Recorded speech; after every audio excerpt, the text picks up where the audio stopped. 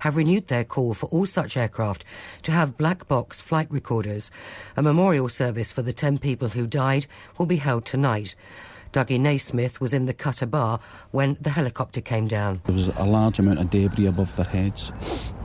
So I tried to remove some of that debris, but it was too dangerous. It started to fall down on top of them. If I hadn't moved that 5 steps, then I wouldn't be here. If I hadn't turned and put my pint down so I wasn't face on, then I wouldn't be here. And I just give thanks to God for that. The government has said it believes up to 13,000 people were victims of modern slavery in the UK last year.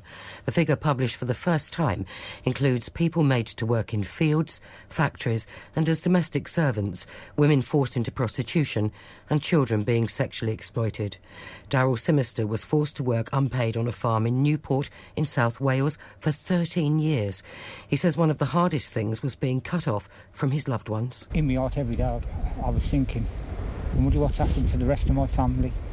Are they dead or are they still alive? Have they got grandchildren or anybody of them got married again? It just kept going over in my head and in my stomach. But every day I was on that horrible, horrible farm. Trevor Francis will be presented with his star, which will be put on Birmingham's Broad Street today. The blues legend becomes the latest person to be honoured with the award. He'll be presented with it at half-time at St Andrews during the game against Nottingham Forest, another one of his former clubs. The weather, it's cloudy with rain today, staying damp all day with a top temperature of only 12 Celsius, 54 Fahrenheit. Dry tonight with fog in places and a minimum temperature of 5 Celsius, 41 Fahrenheit. BBC WM 95.6 News. There's more online at bbc.co.uk/WM.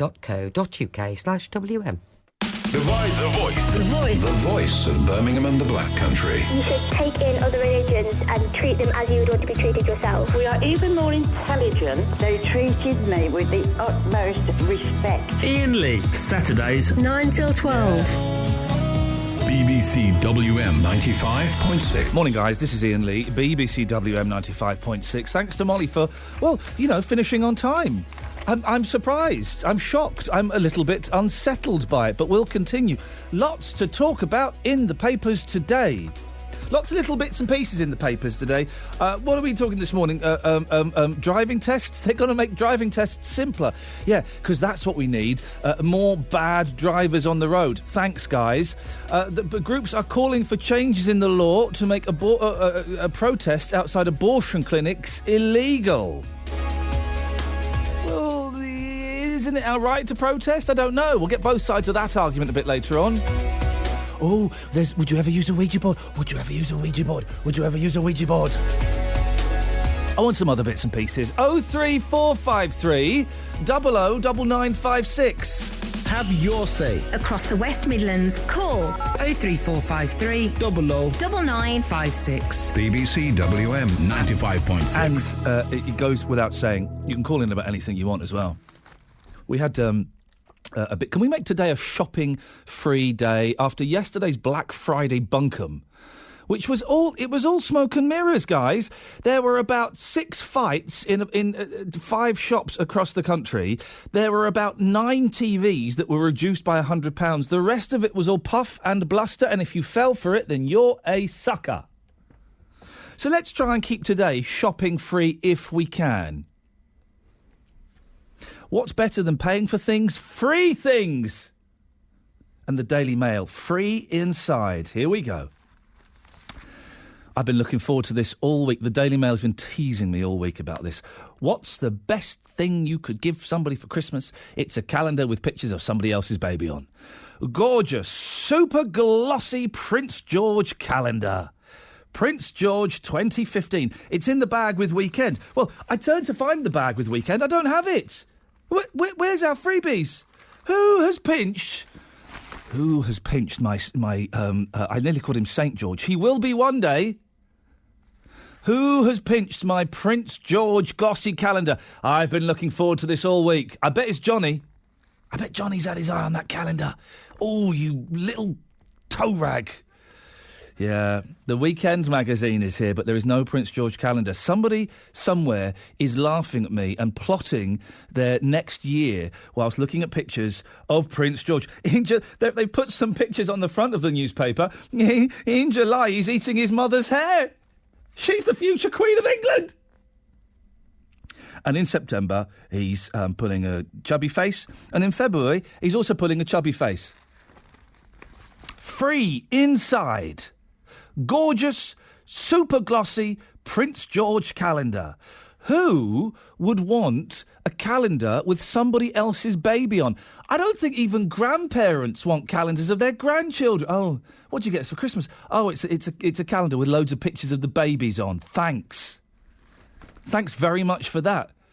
We've marked off the important birthdays, including ours and the kids. I know when your birthdays are. Yeah, I'd rather have... Producer Joe would rather have Gary Barlow. I'd rather have Cliff Richard. No, not Cliff Richard, actually. Buses. I'd rather have buses. No, I said it's you, Joe. You would like Gary Barlow. I'd like buses or roundabouts. Isn't there a calendar... It turns out we're going to be talking about calendars for the next 3 hours. Isn't there a calendar of Birmingham's greatest roundabouts? Did I see that last week? Fair play, Brum. You have got some cracking roundabouts. And they need to be expressed in the medium of dates. I think there was. Last week there was a there's a calendar of Birmingham's greatest roundabouts. 03453 009956. You know when these newspapers give out this tat... I'm so sorry. When they give out these great free gifts, do you actually go out and buy the newspaper thinking, oh, man, there's a gorgeous, super glossy Prince George calendar today. I wouldn't normally buy the mail, but let's get it. Lego is good. Do they give Lego away free? Who give that away free? 03453 009956.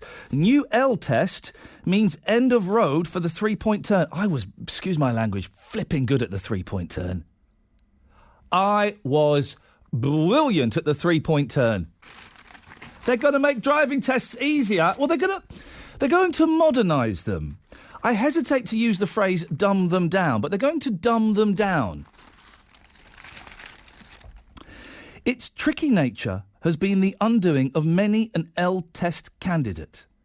But now the dreaded 3-point turn looks set to be consigned to history in the biggest shake-up to the driving test in 20 years. The step, officially known as turn in the road, could be scrapped altogether and replaced by parking manoeuvres, say officials. On top of this, learners could be asked to follow directions on a sat-nav. What? So part of the driving test is going to be reading a sat-nav? Is it now, there are various different versions of this story in various different papers, and one of them, I don't think it was the Mail, which is what I've got in front of me, one of them said, Oh, here we go. No, it's here. Learners may also be asked one of the 2 vehicle safety questions while on the move. This could also involve asking candidates to show how they would operate the heated rear screen. You are having a laugh, aren't you? You are having a laugh. 03453 009956. Do we need to make driving tests even easier? Jarvis Greenbridge is from the Heartlands Driving School. Good morning, Jarvis. Good morning, Ian. Is there any reason for this whatsoever? Getting rid of 3-point turns and teaching people how to drive following sat-navs? Well, I don't know anything of why they would change it. Following sat-navs I can understand because it is the most modern thing, or one of the modern things that's changed.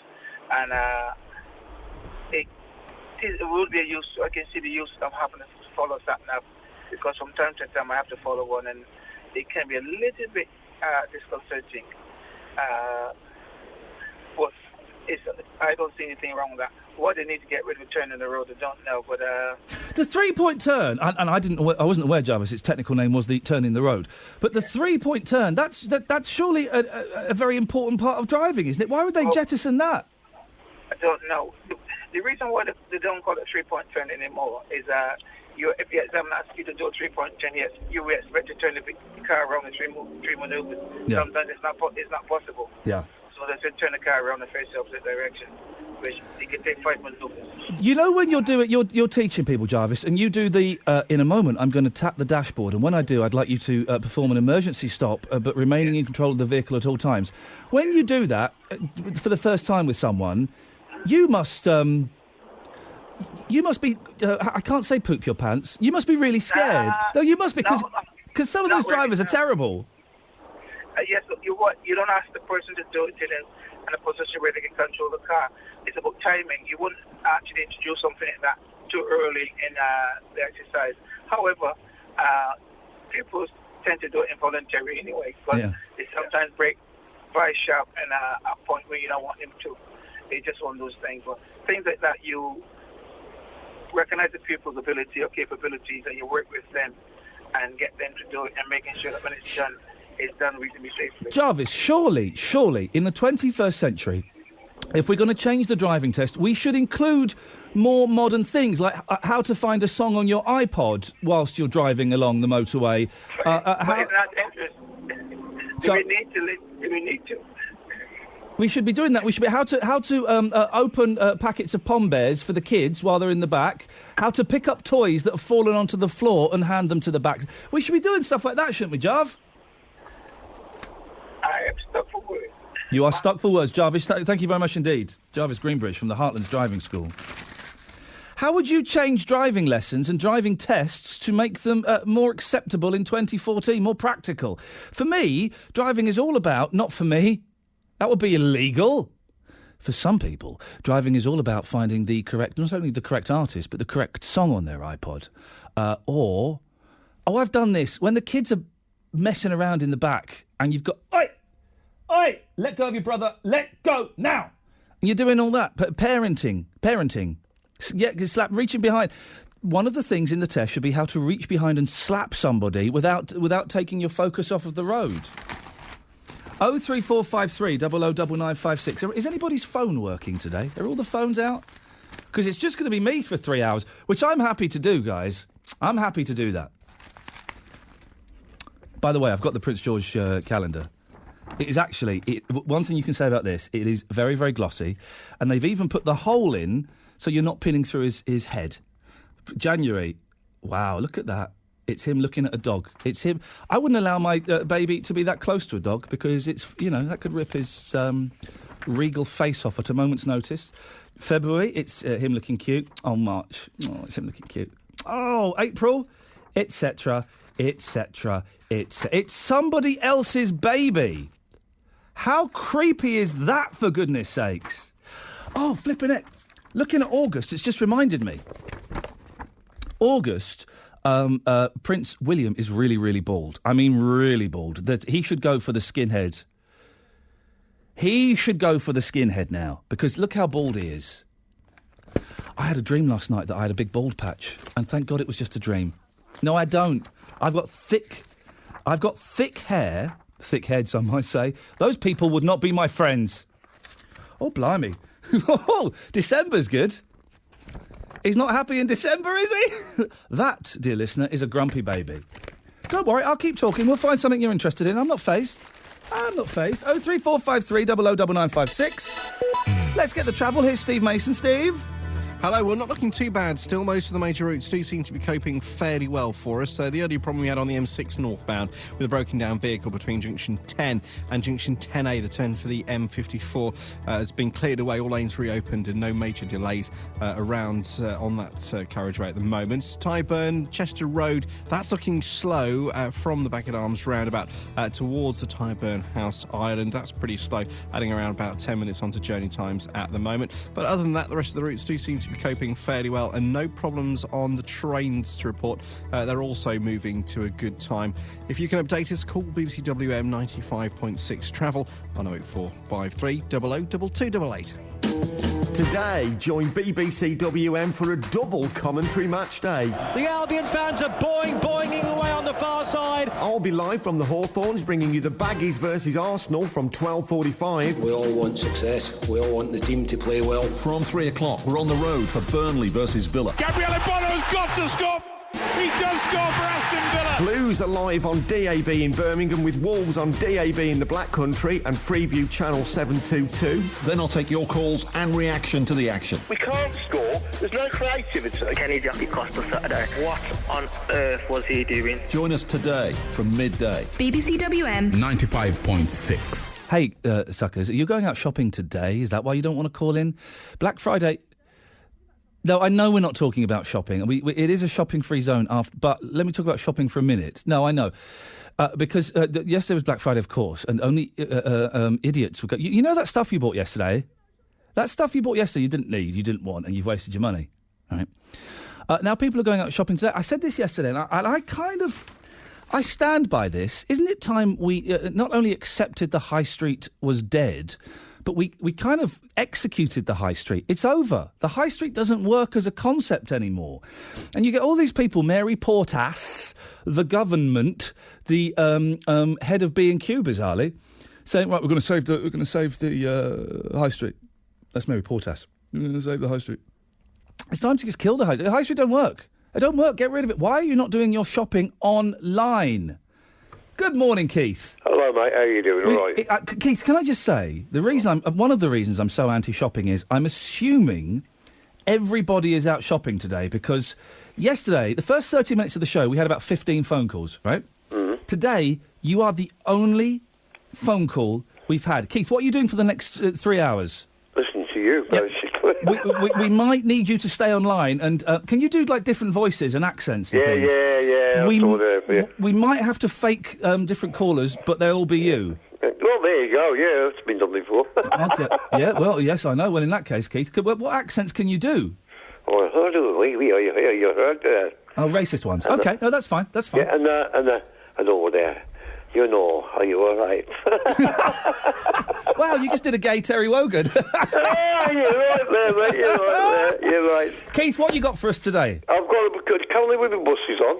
Yes. Because I subscribe to Buses magazine. Excuse me. Whoa. I'm sorry, I beg your pardon. And there are other magazines, of course, that carry vehicles. No, I am more... Are there? I am more than happy to promote... What's it called? Buses magazine? Buses magazine, yeah. Listen, guys, I'm happy. I know we're not supposed to with the BBC, but for all your bus needs, BBC WM 95.6 wholly endorses Buses magazine. Yeah, I buy every month. About £4 something. That's a bug. It's a bug. I'm going to ask a really stupid question, Keith, but what's Buses magazine about? It's all about buses, okay, mate. Basically, different buses and old buses as well, you know. A lot of enthusiasts for vehicles. I love the old vehicles anyway. What do you get from this bus pornography? Well, basically, you get a lot of enjoyment. But really? Yeah. So, but what is it? What's in this month's bus? What's the front cover of Bus magazine this month? I haven't looked properly at the moment, because I haven't got it, because it's December's and I've only just got it, mate. But it's just, I think it's got hang on, I've got it up in front of me. There's there's a free calendar. Free calendar, that's right, yeah. Free Buses calendar with latest issue, December, issue number 717. Yeah. Cutting Edge. Yeah. The latest launches at Eurobus Expo. Yep. Edinburgh Electrification. Yeah. And free bus calendar. Those are some great buses on the front of that. Oh, there is actually some good buses on the front of the car. Carol, my wife, said, yeah, look at these lovely buses, Keith. Yeah. But, hey, let me say something. Please do, Keith. Black Friday, load of... Yep. You know... Cack Friday, more like. We'll be celebrating Thanksgiving the way it's going on. I tell you, we're getting all this in America. Now, I worked for a big store in Birmingham some years ago, in the late 60s. In fact, I could name them, but because they're not there anymore now. Well, are you going to say something rude about them? No, not really. Then let's name them then, Keith. The big John Lewis store. Oh. They were Lucy, not John Lewis. Yes, yes. And fantastic memories, you know, lovely building and everything. And when we had big sales on, they used to bring stuff in, especially for the sales. Oh. And, you know, sale products and everything, you know, like sink units and stuff like that. Yeah. Now, I went to our local supermarket during last week. Well, so from about Sunday onwards, we popped in just here and there. And all along the one wall, behind the checkouts where there's a big, like, where you walk out and down out of the store, there's all windows. Oh, yeah. And they were piled up high with these crates. Hang on a second. Yeah, go on. And I said to Carol, I can't understand what all this is all about. Something's going on. So on Thursday night... What did Carol say when you said that to her? She said, well, it's probably just stock. It's probably just stock, isn't it? Yeah, but it's stock. They put it in Who's Carol? My wife. Your beautiful wife, Mrs. Yeah, Keith. yeah, Okay. she is. Anyway, we said to the cashier, what's all this stuff there for Black Friday tomorrow? Oh, yeah. They were opening the store later, but I think they opened a bit earlier. Yeah. And that stuff was for Black Friday. Black Friday. And somebody said, you're coming tomorrow, Black Friday. I said, no, I'm not. No. We actually went, I changed our mind, we'd done a bit of shopping. Yeah. And I said, I needed a small DVD player. Oh, yeah. For the silly, I'll put it on the desk so I can play music through. Yeah. And why not get a CD player? A CD player, that's what I did. You said a DVD player. No, well, DVD player, You also it's said same difference. Well, you also Does said the same thing. DVD player yesterday when you told this story to Danny Kelly. Yeah. Yeah, you told this story to Danny Kelly yesterday. Oh, did I? Yeah, yes, I Keith. did not. You did, Keith. I did. I did then, I'm sorry. I accidentally tuned into Danny Kelly and I heard you telling this exact story yesterday. I'm recycling Danny Kelly's weak material. Oh, I did. You did, Keith. Anyway, don't worry, it's second hand. So anyway, what I'm saying is, I paid 22 quid for it. I didn't pay dear for one. No. And, you know, I thought, I could come up tomorrow. Yes. And all the rush and get the same flipping. What's the point? I think Keith may have just sat on his plums at the end of that conversation. I've never heard anyone. What a deep voice. He's gone castrato. Thank you, Keith. And the interesting twist, he didn't do that voice at the end of the story on Danny Kelly's show yesterday. So we got some rare material, director's cut. Thank you for that. But yeah, it's exactly the same. The only call we've got is someone that told the same story on another show yesterday. 03453 009956 is the phone number. Hey, you know the bedroom tax? And I don't know why this is a tiny, tiny paragraph on page 2 of The Sun. I don't know why this isn't a front page splash or a bigger story. This is a big story about the bedroom tax. And I would have thought the government would have done their best to make this big news. Shall I read it to you? Bedroom tax windfall. Oh. A crackdown on council tenants with empty bedrooms has saved the taxpayers, that's you and me, more than £750 million. £250 million. Department for Work and Pension figures show the savings since the bedroom tax was introduced in April. Claimants with a spare room are docked 14%. Those with 2 or more lose 25%. Now, it's kind of been the accepted thing when doing a phone-in show and mentioning the bedroom tax. Most people call in and say they're against the bedroom tax. Some call in and say, well, it's a good idea, but it's unworkable. And a handful phone in and say, no, the bedroom tax is great, it works, we should be doing more things like this. But we've saved £750 million. Doesn't that mean it's worked? Does that mean the bedroom tax has worked? DWP Secretary Iain Duncan-Smith said it was wrong the taxpayer was paying for nearly 1 million spare bedrooms. This has left me scratching my head. One, it's literally tiny little paragraph on page 2 of the, what's this newspaper called? The Sun. That's the fella, isn't it? So I don't know why this isn't a bigger story. The fact that Mariah Carey is going to spend Christmas with her ex gets more coverage in this paper than this story. The fact that a girl has taken a shower in a jungle in her bikini gets more coverage than this. 03453 009956. A crackdown on council tenants with empty bedrooms has saved you and me more than £750 million. Right. Does this mean that the bedroom tax, although flawed, was actually a good idea? 03453 009956. You can text 81333. Start your text WM. Rod's in Handsworth. Hi, Lee. Hello, Handsworth. How are you? I'm alive. Feeling a bit sorry for you this morning. Oh, man, it's quiet on...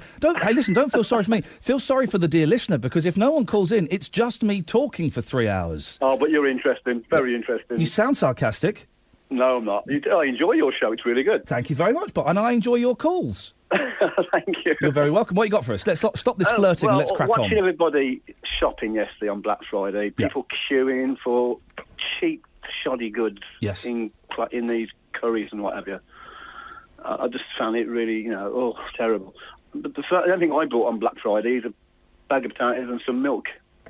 And there's no bargain there. Was milk reduced by any point? Not at all. Not even by a penny. Oh dear! The thing is about Black Friday, it's all a trick. It's all a con. You're not saving any money. You're buying things you don't need, and they're not massively. There'll be like about 8 TVs. It's end-of-line goods anyway. It's nothing brand new. You're not going to get the brand new Apple Mac, or you're not going to get the brand new Sony Hi-Fi or nothing. It's all the stuff they want to get rid of. And also, I did find myself kind of getting sucked into it yesterday, because even after the show after the show yesterday, it was after the show I did in the morning. But anyway, after a show yesterday, I kind of had a little look online. I started looking online, and I was doing it for 10 minutes, Rod, and I thought, what the flipping hell am I doing? They're working their voodoo, their juju on me. I don't want anything. I don't need anything. They're all following they're all sheep. They all follow each other. And you must do this. It's the in thing. You must do this. I don't understand. As our previous caller said to me today and Danny Kelly yesterday, I hope we don't get Thanksgiving over here. The one thing I'm thankful for, one thing I'm grateful for, is that we don't have Thanksgiving in this country. And all your American, I've got American friends and friends on Twitter. Oh, happy Thanksgiving! Get stuffed. Go on, get stuffed. I'm not having any of it. You're right, Producer Joe. She's saying in my ear next year it will happen. I think it will. We've adopted Halloween, although Halloween is British. It's only round the corner. Yes. Thanksgiving's round the corner. Rod, thank you very much indeed. It will be. Halloween's English. They Americanised it, then we took the American version. I reckon next year Thanksgiving will be a big thing. You're probably right, Joe. It will happen. Happy Thanksgiving.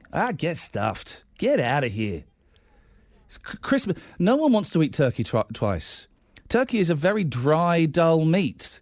And this will be my first... it will be my first Christmas with turkey since the age of 14. A million years ago. Richard's in Coseley. Good morning, Richard. Good morning. What you got for us, boss? Well, I agree about the shopping at Lee. It was horrendous yesterday. I'll work out. I'm going to nip this in the bud, okay, guys. I've let the first caller get away with it. It's Iain. Iain, sorry. There we go. The bud has been nipped. Let's continue. I thought it was, because I spoke to the producer and then that guy says Lee. Sorry about that. That's all right. I've got a producer. Why has no one told me? I was just saying I was on the road yesterday. I work on the road on my job, and everywhere was just a snarl up yesterday trying to get around. I've never seen anything like it. You know, the shopping centres, Merrill and Kinney. What was going on last night? Because I was out. I was out last night, and I was walking back to the mailbox at about 8 o'clock last night. The roads were chock-a-block. Yeah, it was the same last night. I mean, I was working till 7 o'clock last night, and it was horrendous. That wasn't Black Friday? I know there's lots of things going on. There's the German market and stuff, but that wasn't. This was the worst I'd ever seen it. I don't know. But Iain, what I've called you about, I want to know your thoughts on what the letter I had yesterday. I don't know if you've received one. Oh, it go was on. about the tax we pay, yeah? And it's a breakdown of the taxpayers' money, where it goes to. Yeah. Now, where's your taxpayers' money going to? Yeah, that's it. I mean, I haven't got it on me, but a couple of things I remember. £42 of what I pay goes to the foreign aid, and I think it's nearly £1,000 of my tax goes to welfare benefits. Yeah. No, just, and that's the big... I just want to know, just, I mean, I haven't got it on me to explain all the breakdown, but just some of the things on there are shocking. What? Okay, now, I've heard of these letters. Tell me why you think £1,000 to welfare benefits is shocking. Because it's just, what can I say? I'm not really getting what do you think welfare benefits means in that context? Well, some of it will be public tax credits, working child benefit, that sort of thing. Yep. Pension, and another one on there was pension. So I appreciate that one, but some of the things on there I just don't agree with. Richard, listen, did that letter come yesterday? Yeah. Right, we need to see this letter, because I've heard about this. And the thing when it says benefits, people will think, oh, that means job seekers allowance and housing benefit. It does, it includes that, but you're right, it then includes child, what do they call it? Benefit. Child benefit, old people's heating allowance. It includes all of those things. So the majority of that percentage will be going to people who are actually working. Yeah. Richard, listen, it's a good one. Someone's got that letter. Thank you. We'll see if we can find it online. 03453 009956. There is a breakdown. I heard that this was coming. And it's quite inflammatory to say that a significant percentage of yours is going to benefits, because you think, oh, blooming Polish immigrants coming over here, and that's going to them, and the Romanians. That's giving them, that's their dole money and their housing benefit. Well, it is... But it's a tiny percentage of that. It's all the other benefits that people get. All of the other benefits are included in that. 03453 009956. Iain Lee. On BBC WM. 95.6. The voice of Birmingham and the Black Country. I've pad it off. Kiddy's Bear made sex tape. Oh, the new Paddington's out this week, I think, isn't it? I'm excited. I was excited to take my boys, and then I said to my boys that my boys said to me spontaneously, "Oh, we're going to go and see Paddington on Saturday with Leo. Their mate Leo." Daddy's working on Saturday. Yeah. We're going to go with Leo. Okay, guys. Okay, I hope they have a great time. Anyway, I hope they're not going to go and see this interpretation of Paddington. Paddington Bear starred in a sex film, it's been revealed. But if you've got kids, maybe you should have put your fingers in their ears before I said that sentence. I'm very sorry. The kid's TV character was the lead role in a secretly made porn tape. Hey, have you seen the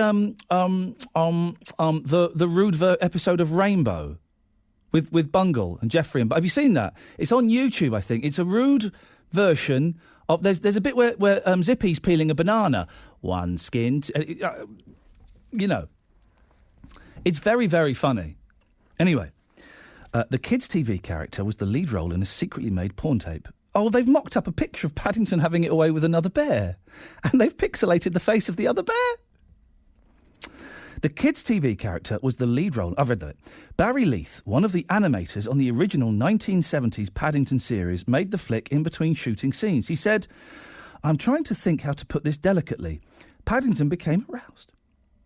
Bosses ordered the tape to be destroyed, and it is not known if a copy still exists." Yeah, it will. It will do somewhere. Barry got a BAFTA nomination for Paddington. The Bear's co-star was possibly Mrs. Brown, who rescues him from London's Paddington Station.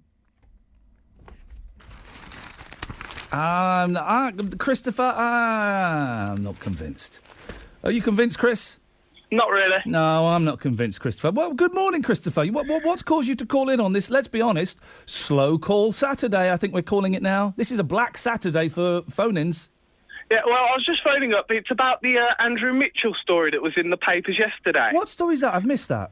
About Andrew Mitchell. He got caught. He got found lying by the judge after he called the policeman a pleb. Oh gosh, you sound angry, don't you? Well, he wasn't found. Let me get the story. I'm being told he wasn't found lying. He didn't accept his version of events. Yeah, and they said the copper couldn't have made up the story because he had no brains and stuff like that. He didn't say that.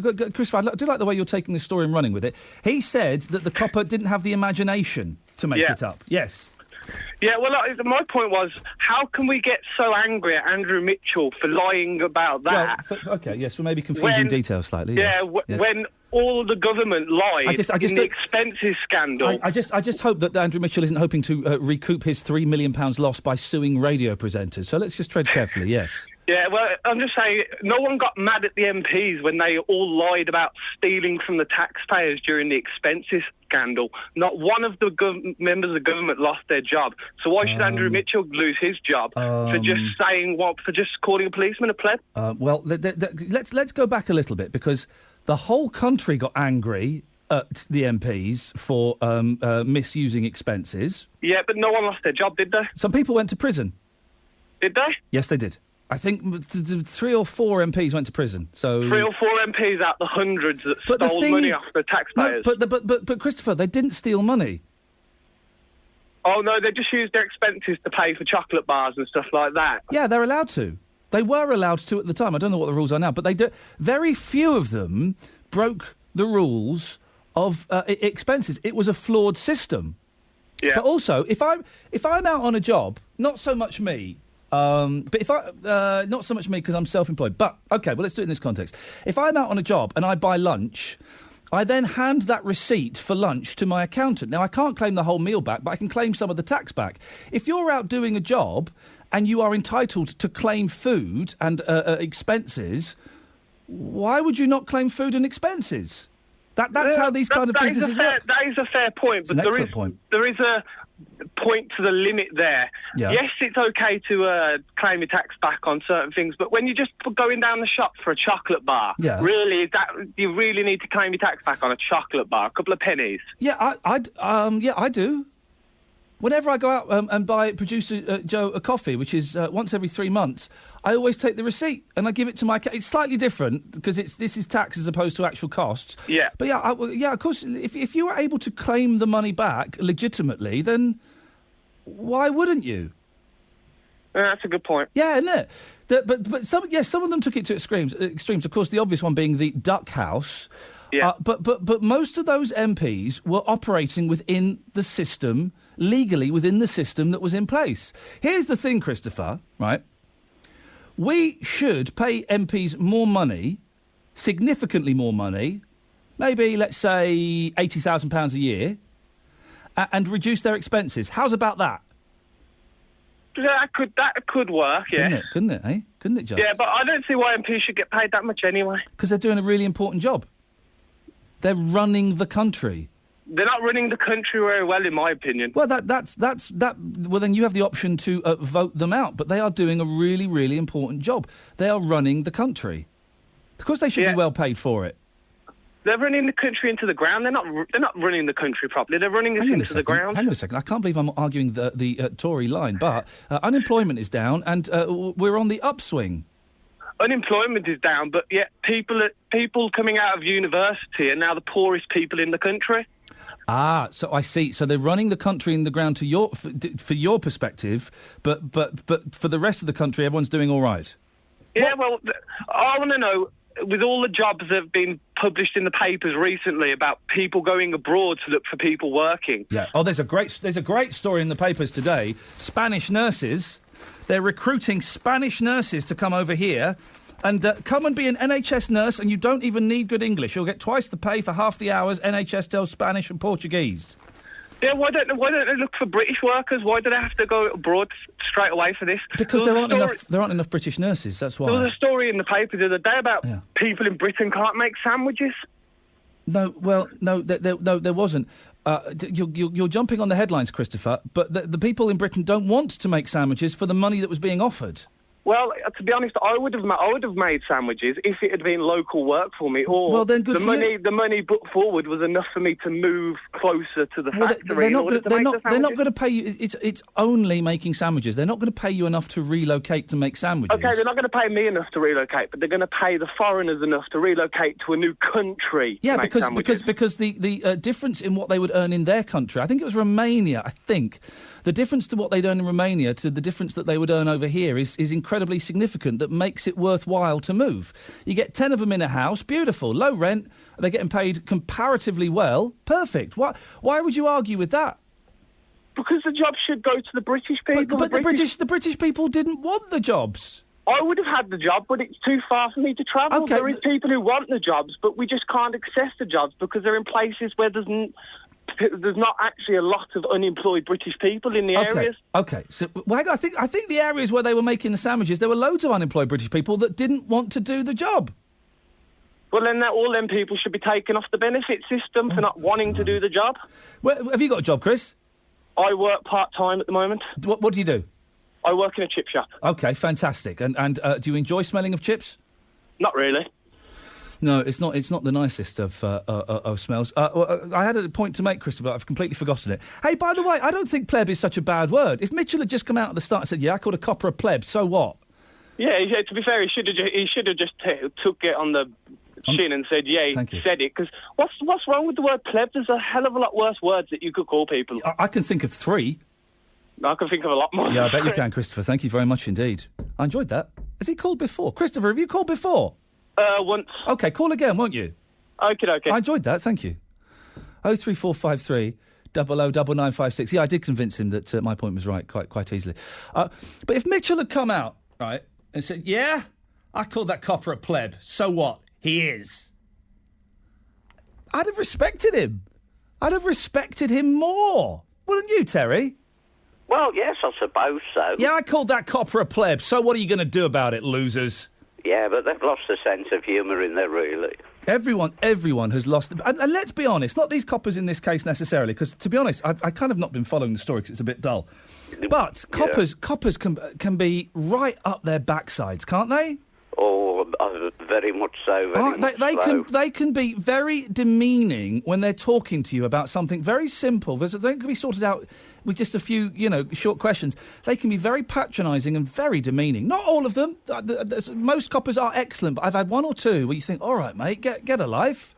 Well, I could say something about the police, but you probably put the phone down. Well, it depends. Well, I detest the strong smell of bacon. Oh, no, Terry, come on now. Sorry. Come on now. We're better than that, aren't we? Yeah, Listen, most of my dealings with the police have been excellent. Most of them have been brilliant. I've had a few, though, where they've been complete and utter plums. And I once swore at a copper for not doing her job properly. Well, and she knew she wasn't doing her job properly and there was nothing she could do. I mean, you could insult... I said worse than pleb to her. You can insult a copper and get away with it. I wouldn't encourage it, but this woman was doing a really awful job, right? Yeah. An awful job. And I told her just how awful her job was doing, and she went, well, there's not much more we can do. I said, well, that is disgusting. Basically, Terry, someone was threatening to shoot me. Oh, no. Yeah, no, just because they were threatening to shoot me, just because I do rubbish like this. Hey! Well, I was going to call out about something else. Oh, yeah, go on. There's a chip shop underneath us, and every time you open the door, the smell of fish is awful. It's vile. The thing is, my sister used to live above a chip shop in Hull, of all places. And when she was there for a year, and when she came home, she stank of awful stench of chips and fish, or fish and chips. I know. How can you live above a chippy? Well, we have to. We got no choice. We keep the doors and windows shut. Yeah, but it comes up. This weather. It comes up through the floorboards. Oh no! Another thing I was interested about. You probably think it's boring, but I don't know whether you want to talk about it. Well, we've got no one calling in, Terry, so I'll talk about anything right now. When's the best time to put the Christmas decorations up in your house or flat or whatever? The end of the first week of December, beginning of the second week. Oh, excellent. Because, I mean, I'm fed up and looking at all the shops here have got them up their Christmas trees, and you're hearing all these tatty, rubbish Christmas songs. Well done. Oh, God, I don't mind the Christmas decorations in shops. I quite enjoy the Christmas decorations in shops. But in your house, you don't do it until the end of the first week of December, beginning of the second week. Yeah. Otherwise, that's ridiculous. Otherwise, it's too long. Yeah. I like the Christmas songs. I like walking around. Although, as I said, I'm not a fan of shopping anymore. I think it's time that we just destroyed all of the high streets and everyone had an online virtual high street. Yeah, but the Christmas songs I like, they don't play. There's Fabulous Diana Krall Christmas album. Oh, here's a question, right? What do you think to the... I'm going to handle this sensitively, don't panic, and we'll go to travel in a second. Yeah. What do you think to the music of Gary Glitter? I've never been a fan of Gladys Glitter. Right. The thing is, right, because the Gary Glitter song, Another Rock and Roll Christmas, is a brilliant song, right? And it's still on loads of Christmas compilations. Still on loads of them. And in fact, I heard it when I was walking around a shop the other day. Right? Yeah. But most people, if they knew that was Gary Glitter, would be disgusted. Well, it's a song I don't know about. So Another rock and roll Christmas, another Christmas rock and roll. Well, that's more shwaddy-waddy, isn't it? Thank you very much. Let's get the travel news here, Steve. Well, if you're heading out onto the road, something too much going on at the moment that's going to cause problems. Looking at the motorway network, no issues reported on the M6, the M5 or the M42. The delays we had earlier on the Bristol Road seems to have eased somewhat. It was a little slow between the Priory Crossroads and the Belgrave interchange, but looking better there. Also around Tyburn, Chester Road's easing off now. We did have a build-up of traffic, but looking at the sensors, it's coping fairly well. And routes for any away fans travelling, Villa fans travelling to Burnley, the M6 and the M65, that's looking fine for us, no problems there. And Wolves fans heading towards Brentford via the M40, M25 and M4, no problems along that stretch for you so far. Of course, we'll keep you up to date. In terms of public transport, good news there, everything seems to be coping well, no problems on the trains. If you can update us, call BBC WM 95.6 travel on 08453 00 2288. 5 million visitors every year. A lot of people come, you're back to Birmingham. The largest outdoor Christmas market in the country. The most beautiful thing here is people enjoy the market. Join me, Danny Kelly, live from Birmingham's Frankfurt Market. Glühwein and bratwurst. My favourite, my sausage. Danny Kelly, live from Victoria Square. This Monday morning from 9. On BBC WM 95.6. Well, let's hope it's not raining. Louise has texted in. Morning, Ian. I hope Terry never needs help from the police after listening to his disrespectful comment and attitude towards them. Julia says, I could cry for this country. It was once a beautiful place with proud citizens and a very rich culture. I feel like it's all gone. Where? This is why I'll be voting UKIP. But can anyone save the country? I fear we may have grave problems in the future. Merry Christmas, Julia. And Dave said, this is about the bedroom tax, has saved us £750 million.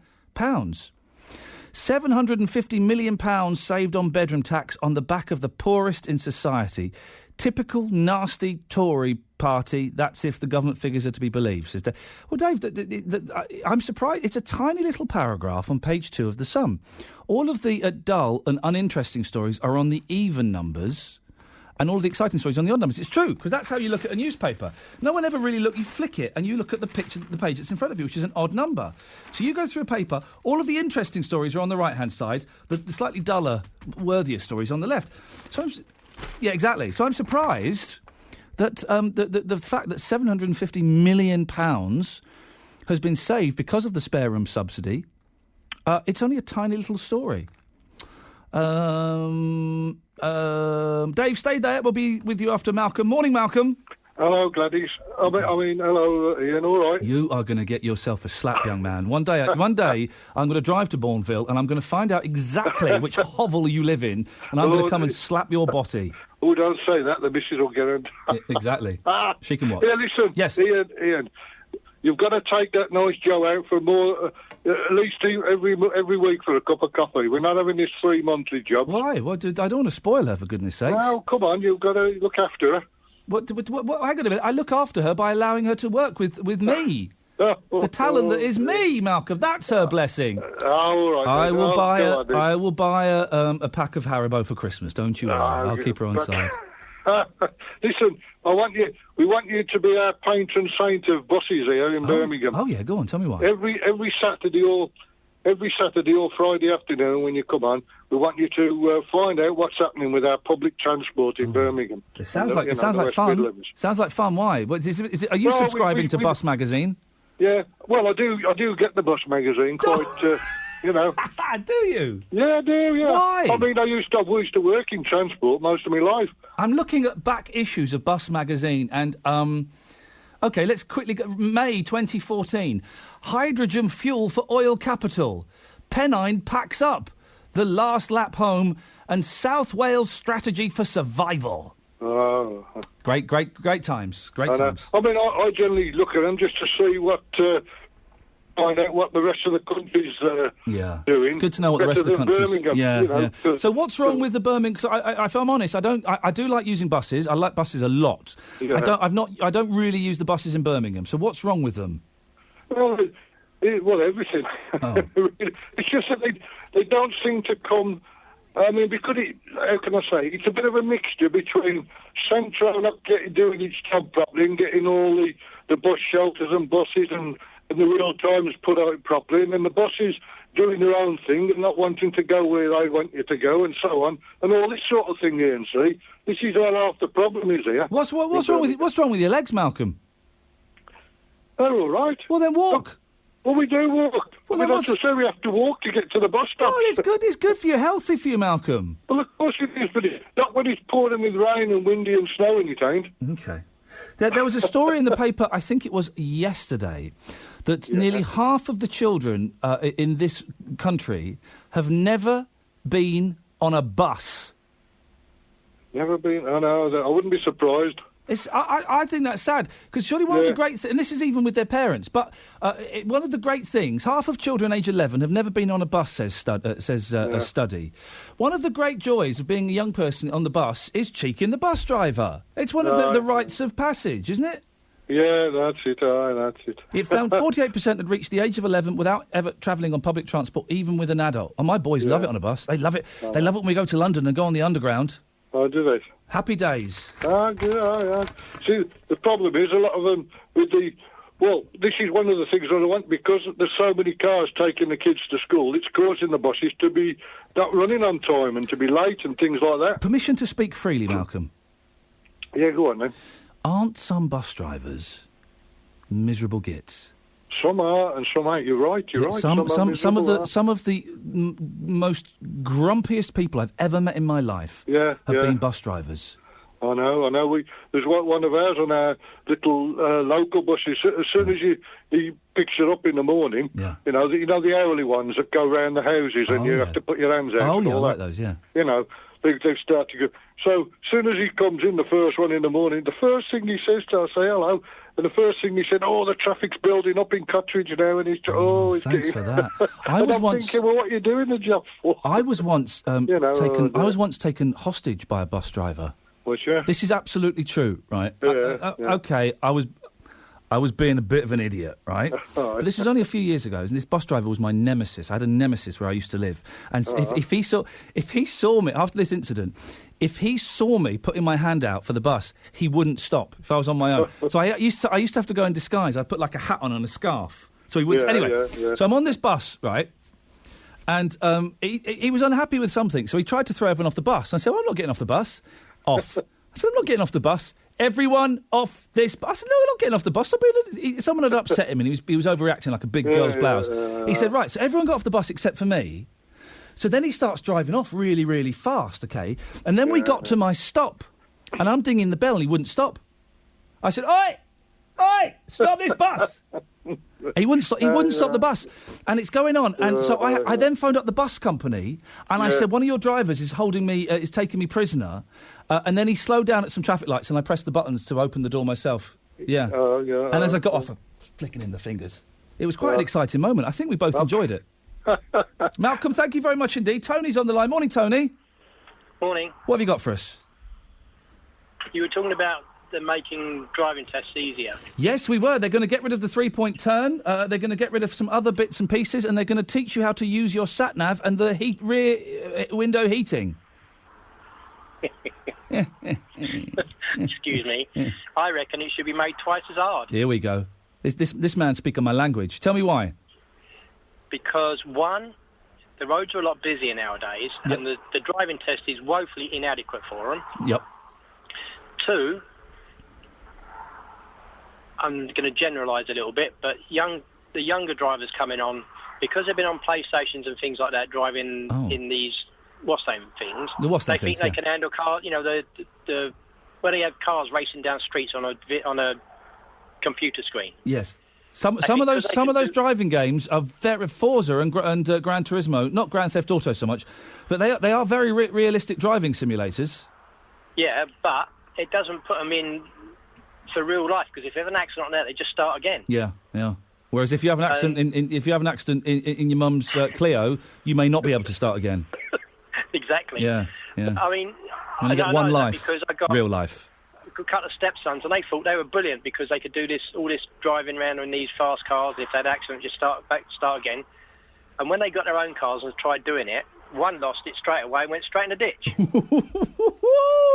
Because he didn't have the brains to think about the fact that a screen is different to real life. A screen... Well, listen, that's a motto that I think we should be teaching all of our children, Tony. A screen is different to real life. They're also going to teach them how to... Part of the driving test, right, will be how to follow instructions on a sat-nav. I think you should be able to send a sneaky text while you're driving. Of course I don't. It's a joke. Tony, thank you very much indeed. It's a joke, guys. Maybe the sat-nav maybe the sat-nav thing isn't such a bad idea. Teaching people how to use... Oh,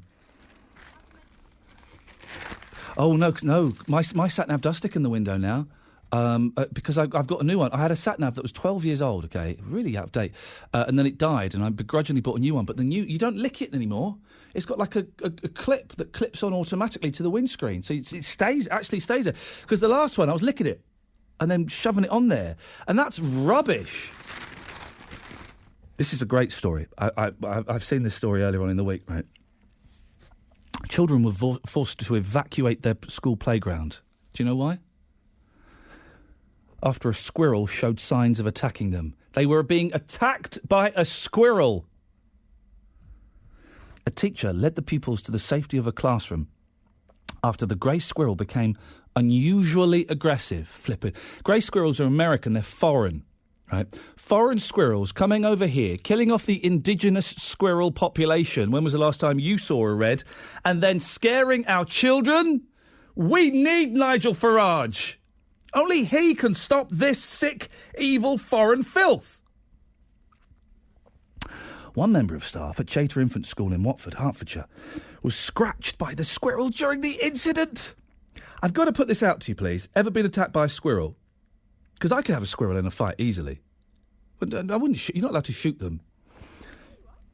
You're not allowed to shoot. You're not allowed to shoot squirrels.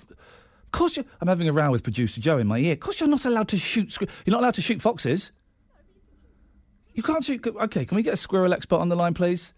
Are you allowed to shoot squirrels? I don't think so. You're not allowed to shoot anything. Headmistress Amrit Bal-Richards said staff were monitoring the situation and the school caretaker was keeping an eye on the squirrel's whereabouts. The school caretaker? She said, it's very uncommon for a squirrel to be a little aggressive. It was a little bit ill-tempered. We talked to the children at an assembly the following day to say sometimes animals can be aggressive and what to do if that happens. Mrs. Bal-Richards said it was procedure to take pupils indoor if there was an issue with safety. She said, the incident was a couple of weeks ago. Since then, we've not actually seen the squirrel. When squirrels attack... Ever had a fight with an animal, dear listener? 03453 009956. You can send me a text, 81333. Start your text WM. Oh, quick, everybody hide. Ranjit's calling in. Quick, hide behind the sofa and pretend we're not in. It's Ranj. Squirrels. Don't mess with squirrels' nuts. 03453 009956. Coming up, there are calls to make protests outside abortion clinics illegal. Well, we'll be speaking to a gentleman who has actually carried out protests outside an abortion clinic. We'll find out why he was doing it and get your thoughts on it as well. 03453 009956.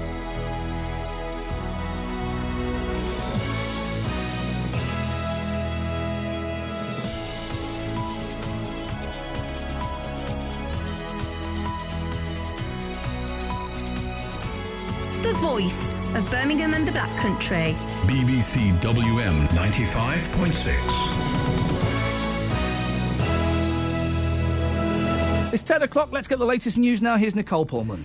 In the last hour, a court in Egypt has cleared the former Egyptian president, Hosni Mubarak, of killing hundreds of protesters during the Arab Spring uprising in 2011. The former president was facing a retrial after an appeals court overturned an earlier life sentence. Relatives of those who died when a police helicopter crashed into a pub in Glasgow a year ago have renewed their call for all such aircraft to be equipped with black box flight recorders.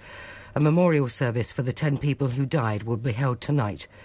Dougie Naismith was in the Clutha bar when the helicopter came down. There was a large amount of debris above their heads. So I tried to remove some of that debris, but it was too dangerous. It started to fall down on top of them. If I hadn't moved that 5 steps, then I wouldn't be here. If I hadn't turned and put my pint down so I wasn't face on, then I wouldn't be here.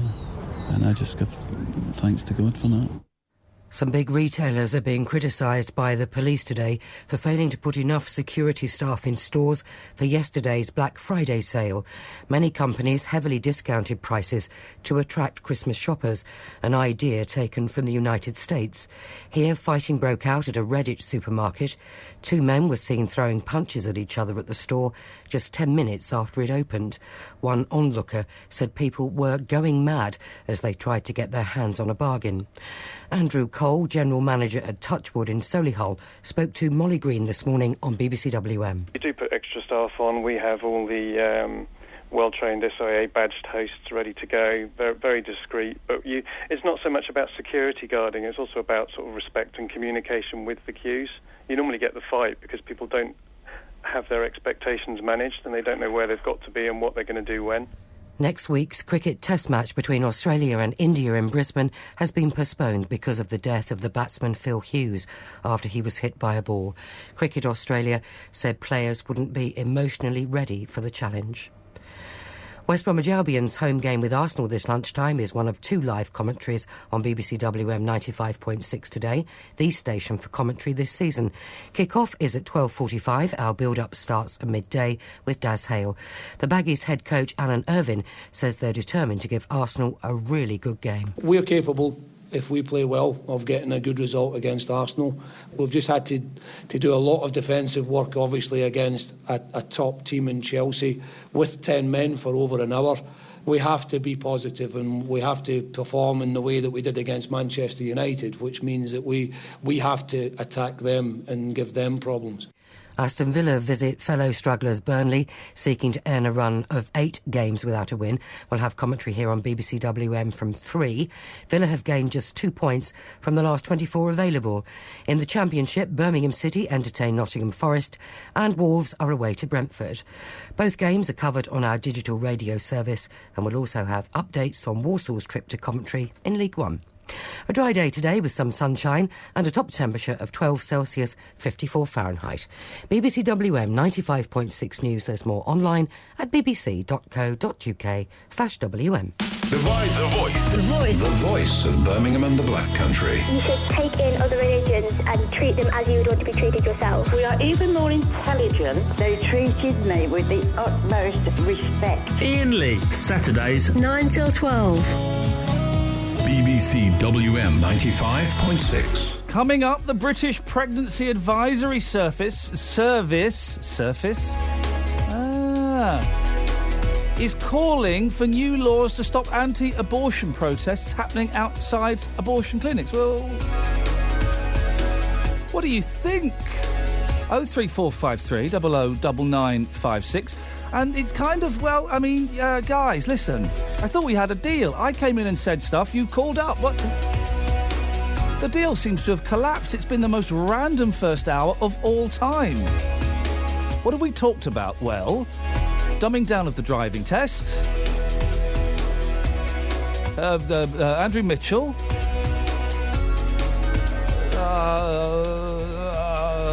Oh, yeah, and shooting squirrels. 03453 009956. Have your say. Across the West Midlands, call 03453 009956. BBC WM 95.6. Jeff's in Coventry. Good morning, Jeff.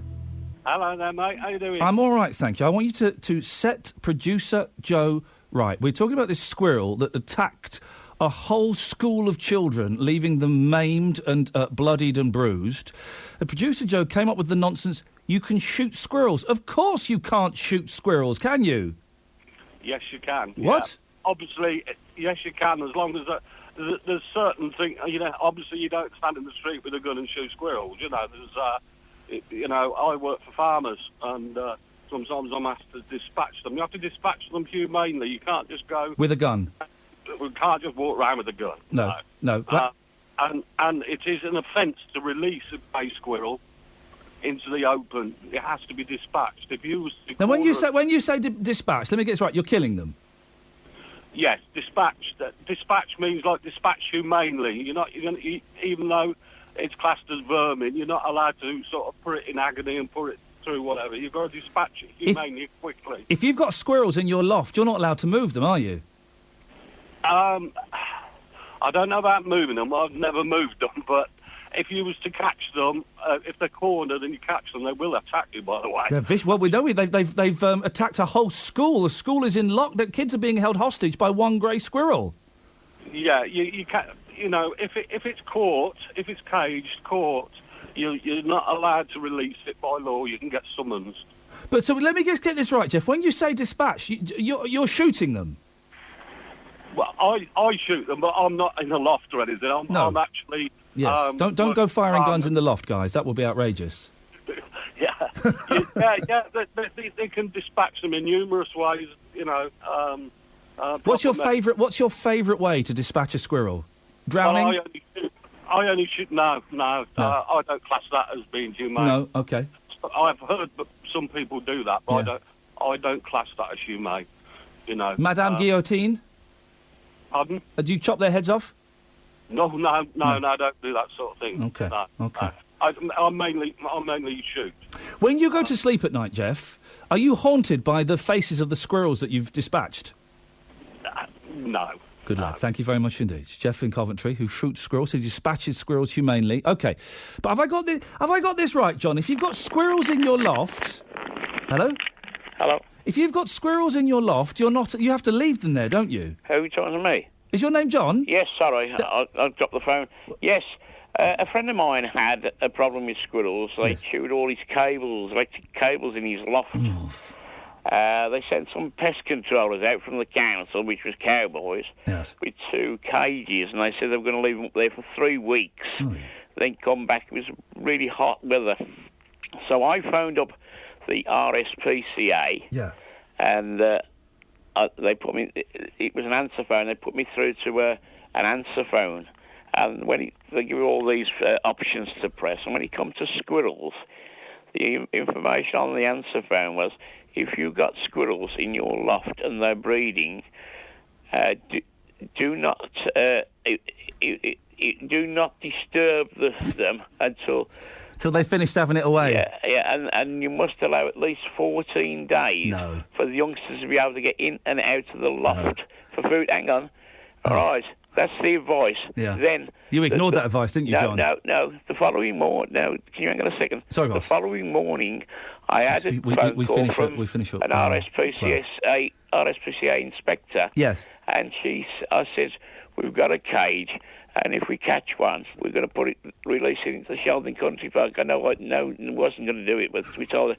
She said, no, you're not allowed to do that. Oh. You must either kill the squirrel or get a pest controller. But why do they tell you to carry on letting them breed in the loft? The thing is, it's squirrel correctness gone mad, isn't it? These foreign squirrels have come over here, and we can't evict them from our own lofts. It's disgusting. Yeah, that's crazy. They've been stealing your nuts, John. They ain't got my nuts, mate. I've got padlock on my thermal underwear. Thank you. Well, we found the level. It's squirrels and nuts. Forget everything else. Forget talking about bedroom tax and Andrew Mitchell and all those other bits and pieces. It's squirrels. That's got you calling in your droves. Rosemary's in Willenhall. Good morning, Rosemary. Hello, Ian. Hello, Rosemary. I've got a story about a squirrel. Yeah, go on. I went out on my bike once with my boyfriend. Yeah. This year, as a matter of fact. All right. Anyway, a car went past us.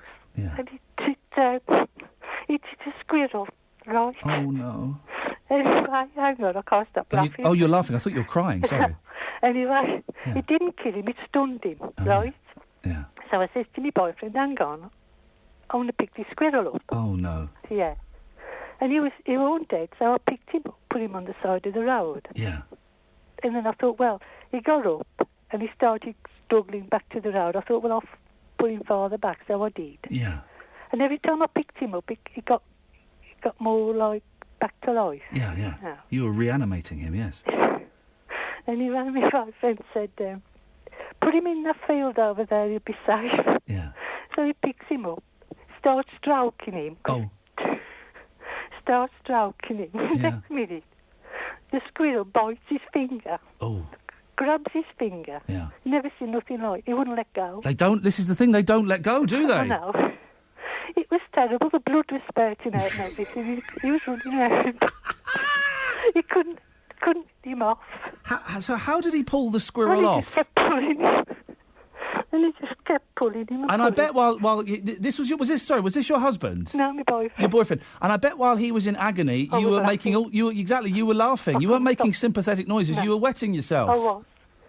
Anyway, eventually he got him off. And he said after my boyfriend, he said, he was that lovely, this squirrel. I was going to give him a kiss. He said, I'd have had no, isn't it? You can't kiss a squirrel. They look cute, but they are nature's thugs. Anyway, yeah. Well, Rosemary, thank you for that horrific image. Turns out this squirrel that's holding a whole school hostage. These kids have been in this school for 2 weeks. They cannot leave the school because there is a squirrel outside. I was laughing at that. It turns out it's a very, very serious thing. David? Oh, you were right. Do you know, my story, mate, is virtually identical to the woman you just said on. Go on, we're asking for your squirrel stories this morning. Yeah, and I was out in the car and I was driving along and the squirrel ran in front of a car, right? Yeah. I couldn't avoid it or anything else, so I just went straight over it. Yeah. Looked in the rearview mirror and it was lying on the floor on the road. And I thought, well, I'll stop and... What, give it the kiss of life? No, but I didn't fancy it that much, Ian, do you know what I mean? No. Anyhow, so I stopped, went back and had a look at it. I bent down and I went to pick it up to move it to the side of the road. Yeah. And it just jumped up and it bit into my finger, exactly like that woman said there. And honestly, mate, the pain was indescribable. And it was hanging on, obviously I pulled my hand up. Yeah. And it's hanging on for grim life. Flippin' heck. What, with its teeth sunk into your finger? It's sunk into my finger and I'm honestly, the pain was unbelievable. You can imagine, can't you? Wow. So I'm shaking it to try and get it off.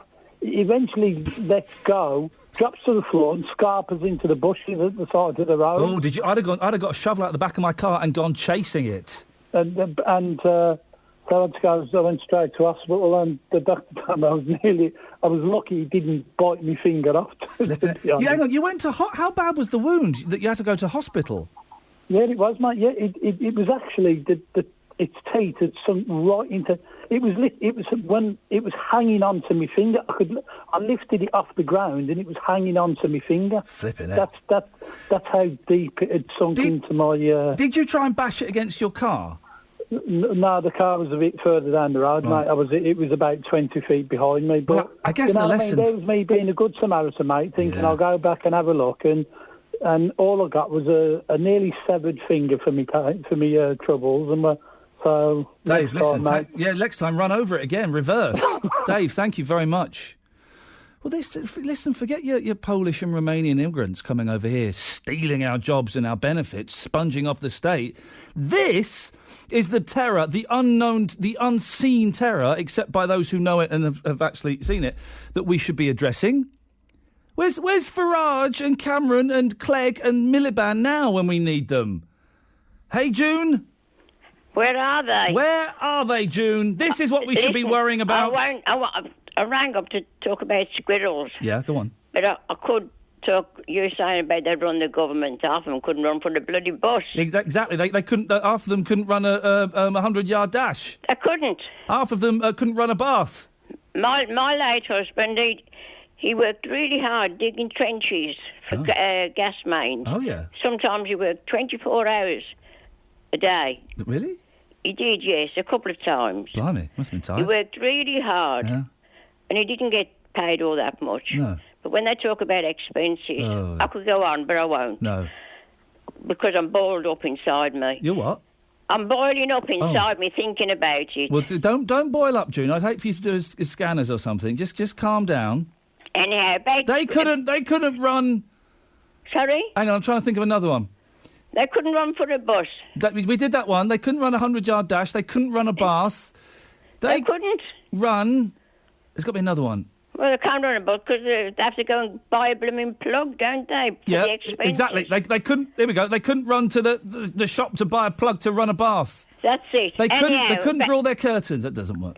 And about squirrels. Yes. I had one in my loft. Oh, hang on a minute, June. I'm late for the travel. I'll be back in a second. Let's get the travel. Here's Steve.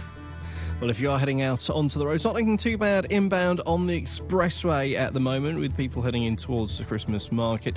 Everything seems to be coping pretty much to time, really, on the motorway network. Apart from northbound of the M6, you're going to find a lane closed there because of an accident between junction 14 for Stafford North and junction 15 for Stoke-on-Trent. That's going to be affecting any Villa fans on the way to Burnley. So, again, that could add time to journeys. Lane 1 of 3 is closed because emergency services are dealing with an accident where a car actually left the carriageway and went down the embankment, so that could cause some delays through that section. Also slow around Dudley on Birmingham Road near to the Burnt Tree Island. Again, you're going to find disruption there. The traffic lights, they're looking very slow on the approach as a result. In terms of public transport, no major problems there. Everything seems to be coping well for us. No delays or cancellations. But if you can update us, call BBC WM 95.6 Travel on 08453 00 2288. The voice of Birmingham and the Black Country. Don't be nervous. Ellie was really nervous as well. Obviously went on to tell her story, which seems to have touched you. The abuse started to get physical. He'd have his hands around my throat, and I didn't realise, but he's actually sexually abusing my daughter as well. He was... Sorry, Lisa, can you just repeat that last bit? Lisa, this man sounds like pure evil. I mean, listening to what you went through, I don't even know how you coped, how you got through it. What kept you there? It was fear. I got the courage to leave him in 1999. Caroline Martin. Monday to Friday, 12 till 2. BBC WM. 95.6. June, I do apologise. So you've called in with a squirrel story. What happened to you and a squirrel? I had one in my loft. Oh, yeah. I didn't know it was the noise was terrible. It was just as though there was two men with hobnail boots on, dragging a table. You've got to hear it to believe it. Is this when they were rutting? Sorry? Is this when they were rutting? They were doing something. Naughty. Anyhow, I rang the council, and the chap came up. He said, it was a squirrel. So he went to the loft. He put something down. Yes. And he said, I'll call back in 2 days. Yeah. And he collected, I suppose it was to kill it. And he took the squirrel away, and where he got in outside, they, put some stuff down Sealed there. the hole up, yeah. And it was all right. But the noise, you couldn't believe it. Oh, it's outrageous, isn't it, what they get up to? Were you not tempted to eat it? Oh, no. I bet a bit... I do like them. We do get a lot round here, and I see them running about. Elvis Presley used to eat roasted squirrels. Yeah, well, they eat anything, don't they? What, Americans? Americans? Oh, well, we do eat all kinds of things we never used to eat years ago, don't we? Would you eat? I don't, but I've heard. Would you eat a roast cat? Oh, no. Yes, you would, June. I wouldn't. They eat them in Switzerland, you know. Oh, yeah, I've got to Switzerland then. Could they eat them in Switzerland? It's a Christmas tradition in Switzerland, and some do-gooders are trying to stop the Swiss from eating cats. I bet a cat. I bet it's a bit chewy. No, the thought of it. Oh, delicious. Have you got a cat? No. Would you like one to eat? I have had them when the children were small. I have had them, but I wouldn't have one now, no. Not for lunch, no. No, I wouldn't have one at all. For supper? No. Breakfast? Each to his own. Yeah. June, thank you very much indeed. Bill, would you eat a cat? Yeah, if I was hungry. Yeah, I would as well. I don't know. They do it in China. It's weird, isn't it? That we there are some animals, it's all right, like a cow and a bit of bacon from a pig, but there are some animals, because we've invited them into our homes, we feel funny about. It's all the same thing. Well, I come from London, and we used to turn around and say better curries. I wonder where all the cats have gone. The thing is, if we like cats because they're cute, right? Oh, gosh. I rang up to talk about squirrels, actually. We'll get to squirrels in a second. We like cats, right, because they look cute. But if you, I don't know if you've ever shaved a cat, Bill, but if you shave a cat, they look flipping weird. Oh. They look like they're from another planet. I'd eat those bad boys. Anyway, go on, squirrels. Yeah, I've got two in the back of the garden, and they run around and everything else, and in the summer they chase each other, and they bury their nuts, and they got bad memories, you know. They don't even know where they buried them. No. Because they don't hibernate in the winter. No. Right? And this is God's honest truth. This is God's honest truth. Believe it or not, I've got a stuffed grey squirrel. Sorry? And sometimes, just for a laugh, I'll go put it on the steering wheel and drive around with a squirrel on it. And I've had people look, well, what the hell's going on there? Where in there? Hang on a second, because this actually sounds awesome. Where did you get a stuffed squirrel from? Through a car boot. Of course you did. You could buy any old tat in a car boot. That's right. I love a good car boot sale. Oh gosh, there's that cough again. Pardon? Bill, nice to talk to you. Oh, we're talking about squirrel meat. I'm joined by David Ridley. Good morning, David. Morning. David, Hi. you sell squirrel meat. Are you a butcher, are you? Well, we're game butchers amongst other things, so it tends to be whatever's recognised as the quarry we tend to sell. And you sell squirrel meat? Yeah, I'm selling some today in Edinburgh at the moment. So. Fantastic. How is it expensive? Because there's not much. You don't get much to a pound, do you, with squirrels? No, they're quite awkward to prepare. They're tough to skin, and so they're a bit of a faff, but they're popular enough, I must say. What kind of people buy squirrels to eat? Well, people that are curious, I would say. Yeah. Yeah. And because in this country, we've kind of frowned on this sort of stuff, but we're getting more and more expensive. I know at the German market they're selling reindeer burgers, and so we're starting to eat stuff that we normally would turn our noses up at, aren't we? I think so, yes. I think we're doing all sorts of things. From a health perspective, the game meat that sells low cholesterol, fat, and that's important to quite a few people now. So. How do you prepare a squirrel? What's the best way to cook a squirrel? Well, once we have them skinned and ready for consumption, they're really best slow cooked. Casserole, I would say, and they like a combination of alcohol and sweet ingredients to bring the best out of them, really. Beautiful, beautiful, beautiful. I fancy one. Well, we do mixed squirrel, what we call squabbit pie, squirrel and rabbit combined, or squidgeon with squirrel and pigeon. They're quite popular as well. I want a squidgeon pie. And how much is it? If I'm going to get enough to feed a family of four, how much am I looking at? Well, you want one each. You know, we're doing them at $3.95 each, and you really want one each. £4 for a squirrel, mate. That's not bad, is it? No, I mean, in the scheme of things, it's not bad. David, I appreciate your time this morning, but I bet Edinburgh's cold today, isn't it? It's not bad, actually, for the time of year. Yeah? I mean, it's about 9 degrees, but it's not windy, and it's still... Yeah. I love Edinburgh. I've been there many times. I've got family there. It's one of the best places in the world. David, thank you very much indeed. £4 a squirrel? I'd have some of that. Pete, come on, you'd have some of that, wouldn't you? Not really, Ian, now. Why? I don't like... I just like me curry, me lamb and... All right, squirrel curry? No. Why? No. Why? I don't know why. Would you eat a cat? No. What's It's your like problem? Rabbit. Yeah. It's like rabbit. I've had My rabbit. dad done a rabbit once, and he says, well, I don't know it was a rabbit at the time, and he done one, and that was it, I'll never get one again. Just like chicken, rabbit is. Yeah, I've had rabbit, and I've got a rabbit living in my garden, and I've eaten rabbit. I've eaten duck. No. What's it? I like me chicken and lamb and beef and pork. Duck is a bit chewy and it gives me indigestion, but I do like it. But I don't understand. We're weird, aren't we? Because we'll eat a cow. Lambs are so cute. We'll eat lambs, but yet we draw the line at things like cats. Yeah. What you got for us, Pete? What happened ages ago, my friend, the previous caller, heard some like scratching in the loft. Yeah. So he went to investigate, got the ladder outside, and he noticed a brick missing. Oh, yeah. Well, he got his torch, shined it, and he could see something moving, and the squirrel come up and peed in his, weed in his face. Oh, no. I think Honest to I'd rather be bitten than have that. I just could not believe when he told me. I was in hysterics. So what, he just came up and pulled it out and aimed and fired? Yeah, literally turned around and weed in his face. Oh, sweet Lord, that is... Honest to God. That is disgusting. I'm tempted to open... Oh, there was a little bit lavatorial yesterday, but I'm tempted to open it up to not just squirrel stories, but weed in the face stories. My boys have weed in my face when they were babies. If you've got baby boys, just be warned, that stuff goes everywhere. I'm sure I've had some in my mouth. Yeah. Pete, thank you very much for that. Well, quiet first hour. We throw out a tiny little bit of nonsense about squirrels. You go nuts. 03453 009956. Anne's in Castle Brom. Good morning, Anne. Good morning. What's your squirrel story, please? Well, we did have quite a few squirrels. We still got them, but we've got one of our cats dines out on squirrel regular. Oh, really? Yeah, it's not nice. And we put it down to... he went missing from a cattery a few years ago. Yeah.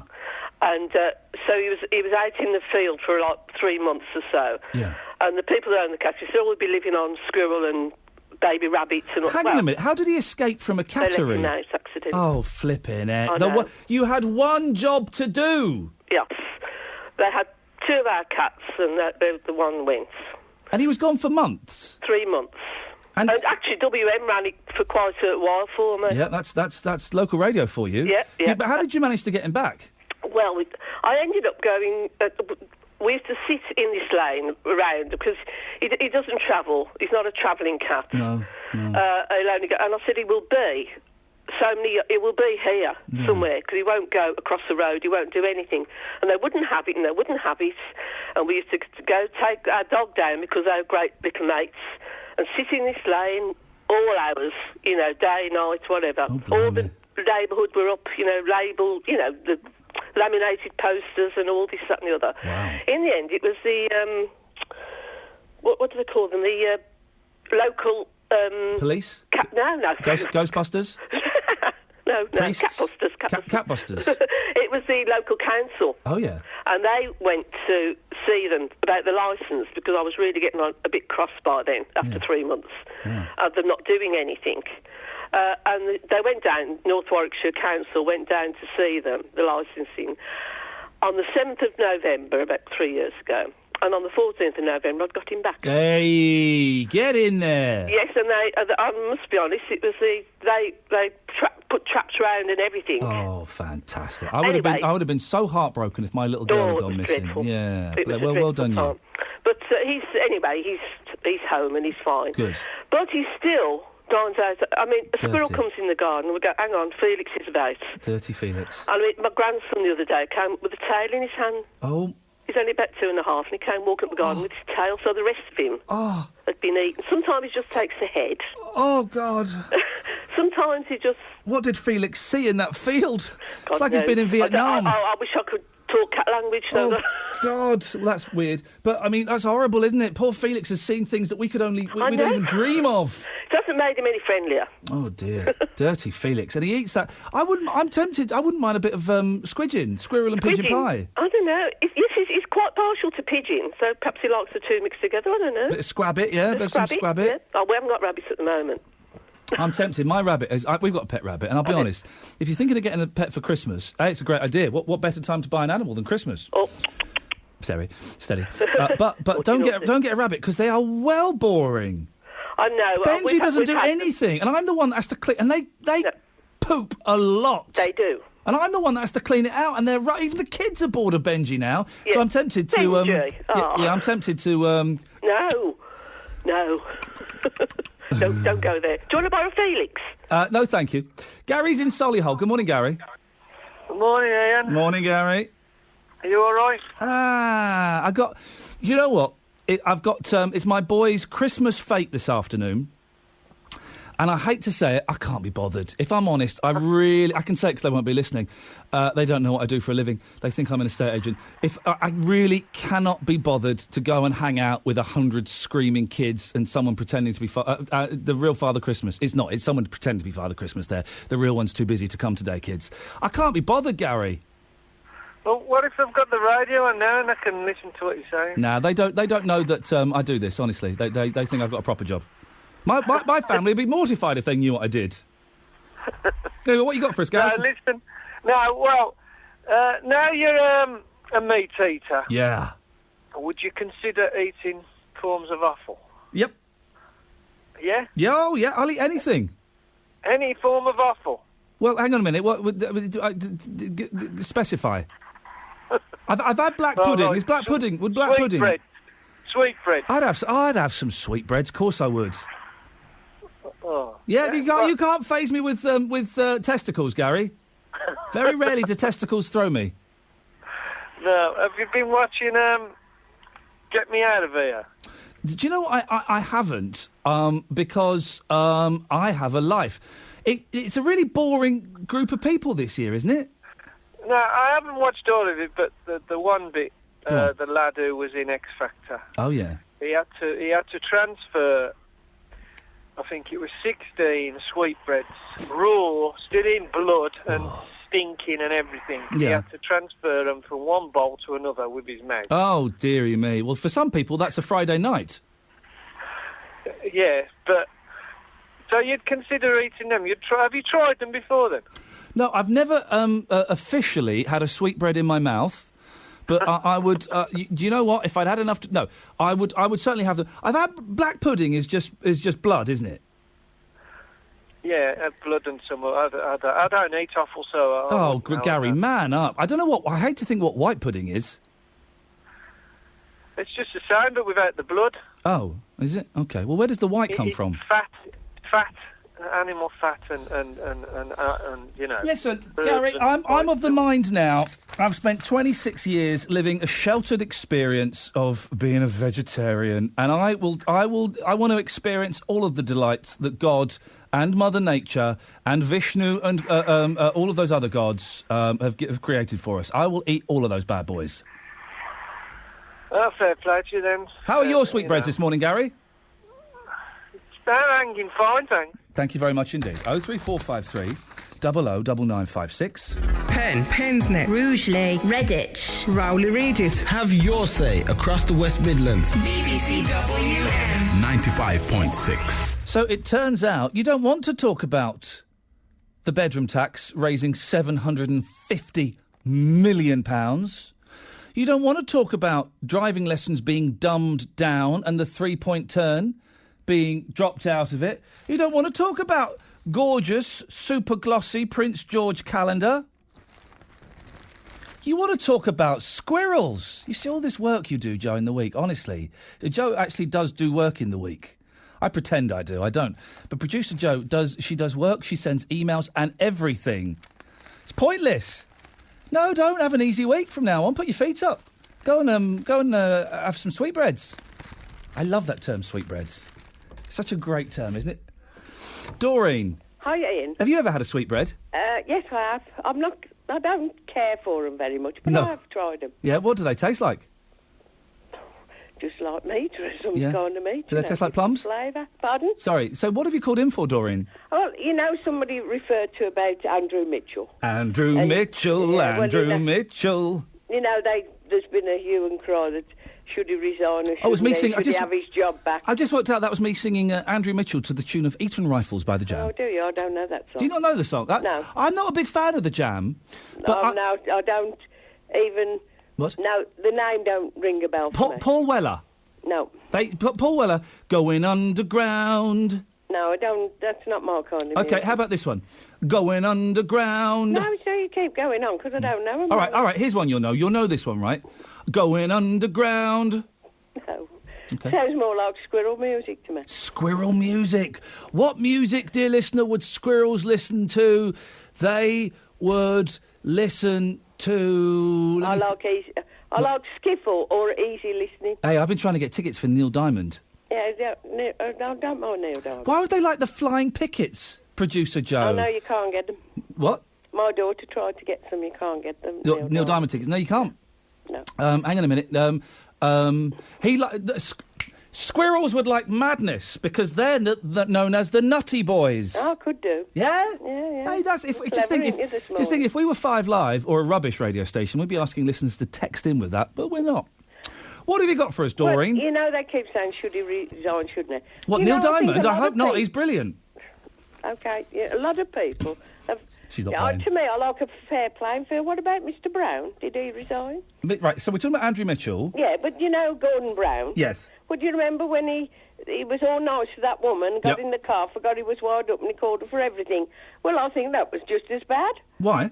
But you know, Doreen. he's two-faced nat. Doreen. Yeah? You've done that, though. You've been nice to someone, then you've gone off with your mates and gone, flip it. I bet you've done it about me. I bet in the past you said, bye, Ian, nice to talk to you, put the phone down, and then... I don't have to ring you up sometimes. I think I turn that devil off. There we go, you see. Yes, but he is a politician. Yeah. And... I mean, don't what a surprise, get me wrong, a politician... I'm not an Andrew Mitchell lover. I've met him and... that's a whole different story. I don't care for him that much. But right. So, I'm not... You can't say it's because I like him that much. But when you say a fair playing field, what he said to the police, to me, was no worse than what Mr Brown said about the woman. The story was, and I've not really been following the Andrew Mitchell story because I found it quite boring, but the story was his denial that he'd said that. Yes, I know that. And so it's now been proved, proved in the court of law that he did say that. Yeah. So the story, if he'd have just come out and said, yeah, I called a copper a pleb, so what? I'm Andrew Mitchell, deal with it. Why did one of the policemen went to prison, didn't he? That was my posh voice. About something, he fabricated evidence. He did what? He fabricated evidence. He did what? Fabricated the That's evidence better, thank you, yes. against Mr Mitchell. Yes. And he went to prison. So, you know, I think it's all... I know it's all a big mix-up in the pot, but I do think people should remember the other side of the story. I think Mr Brown was just as bad. But I don't see what the Brown story has got to do with it. Well, I do, because he was... he called a woman... A racist? No, whatever he said, yes. He called her a racist, yeah, said she's a horrible little racist. Things about her. Well, whatever he said, it wasn't very nice. But then Why came didn't he say it to her face? Because we don't always say... because he's a politician. What about if Mr Watchett has said it about the policeman behind the back? That's just as bad. Yeah. You know. But no one... If he'd have said it behind his back, no one and would I have... can't see... Hello? I'd never heard of the word, to be honest. Pleb. I never heard of it. Well, that's because you're a pleb. Oh, it might be. Probably. Us plebs don't hear the word pleb because we don't talk about it. No. But the thing is, going back to Gordon Brown, he then went and apologised. He thought he was having a private conversation, and I do think there is kind of an unwritten rule, right, when you do television, and I think Sky were very naughty. When you do television, if the cameras are off, then what you say, even if your mic's up and it's not being broadcast, what you say is private. And I think Sky were very, very naughty to have published... to broadcast what it was he said. I think you got that wrong. I think he got in the car and he forgot he was wired up and he come over. Sky shouldn't have used that audio. Sky should not have used that.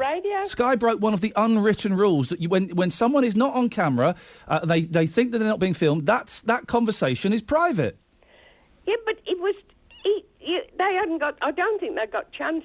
They hadn't. He forgot. He still. Yeah, but Sky shouldn't have broadcast it. They recorded it and then they put it out. But also, Gordon Brown, as soon as he knew he'd been busted, and of course there is that brilliant picture. I think it's of him in a Radio 4 studio being played the audio back, and his face. His already sunken face sinks even more. I wouldn't have accepted his apology. Well, I don't think she did, but he went and apologised. How humiliating is that? And you know the squirrel business? Yes. Well, I thought they classed grey squirrels as vermin.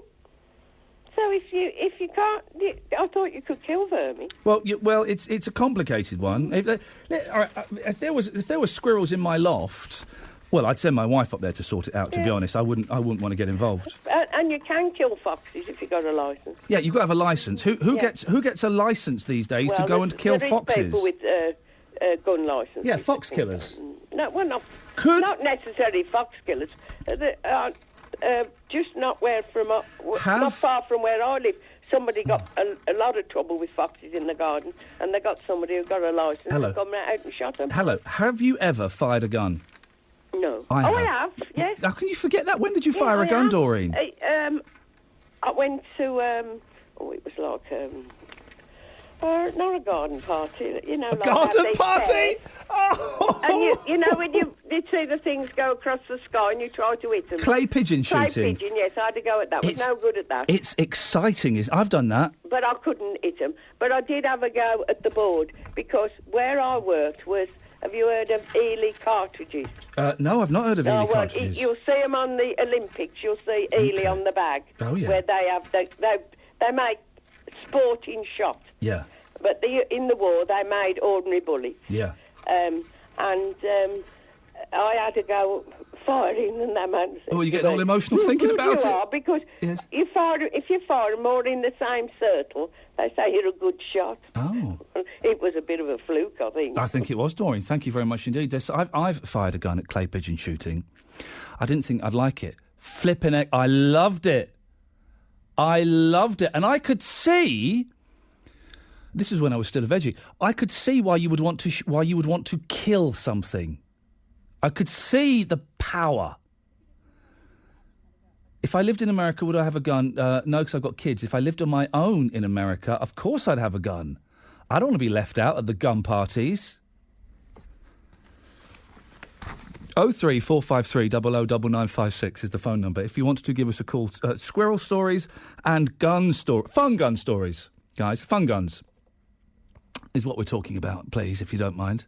I also want to... There are two stories in the papers about people who have struggled to find relationships. It's kind of obvious to see why both of them have. I'll go to those in a second, but they're both a little bit... well, I don't want to say nuts, because that's unfair. But one of them is definitely nuts. 03453 009956 is the telephone number. You can send us a text, 81333. Start your text WM, or you can send me an email, ian.lee@bbc.co.uk. We got a bit of music in the last 20 minutes of the show. Who's coming in about 20? Adam Wend is coming in. I need to work out... Do you need to show me how to put echo, a little bit of reverb on, make it sound professional? You don't know how to do it? Oh, flipping heck. Well, he's going to sound... he won't sound Bobbins, because he's good. We'll have to have a little fiddle... We'll have a little fiddle around with the old... the echo box. We'll work it out. So, first woman who can't get a boyfriend. I can't get Guy because of my dolls. Already you're thinking, what? Fellas hate £30,000 tots. Victoria Andrews' love life is being wrecked by her collection of lifelike dolls. And the one she's holding looks like a proper baby. That's weird, isn't it? Do you think it's weird? You think it's weird? Looks like a proper baby. The trainee accountant believes the 51 plastic reborn babies that she's crammed in her bedroom is a real passion killer. Of course it is. You turn up for a little bit of rumpy-pumpy, the light goes on, you see 51 real-life babies. She admits that fellas find them so creepy, they run a mile when she takes them out with her. They're not even going up to the bedroom and discovering these. She takes them out with her. They look like real babies. She looks like a nut job. And I say that with the greatest of respect for nut jobs. The dolls accompany her to work and to the shops, and she loves to give them cuddles and change their clothes.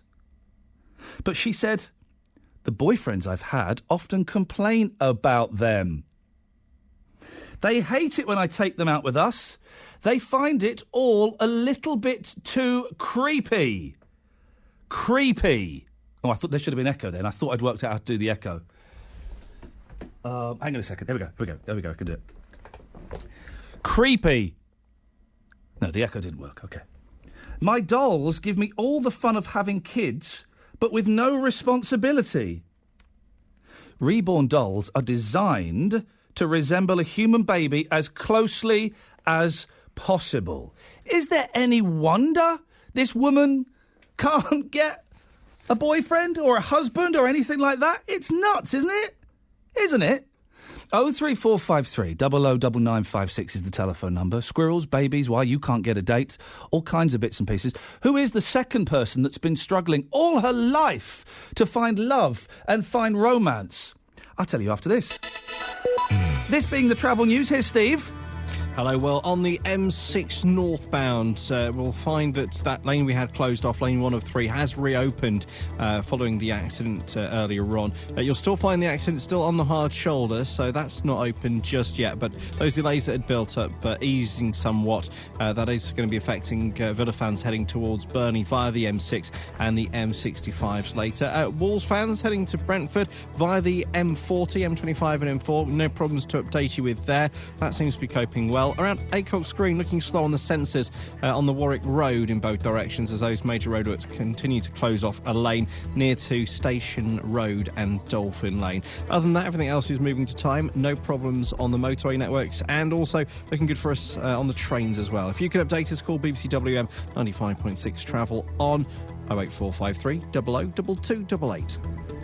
Your world is full of the things that are most important to you. Pauline Worrell lives right there on Aldersmead Road. Just came flying through the air and it was like a missile and just hit my house. From what's happening in the next street to what's happening in the next town. A memorial service is being held at Birmingham Cathedral. It was a terrible, terrible tragedy. We cannot forget those two boys, ever. You don't want to just know about it. You want to really understand it. But they haven't committed any crimes. They haven't been charged. Is it right that they are named? We're satisfied that he's made the right decision. Your local news matters. On BBC Local Radio, TV and online. OK. Well, this should... Echo. Do you not hear that?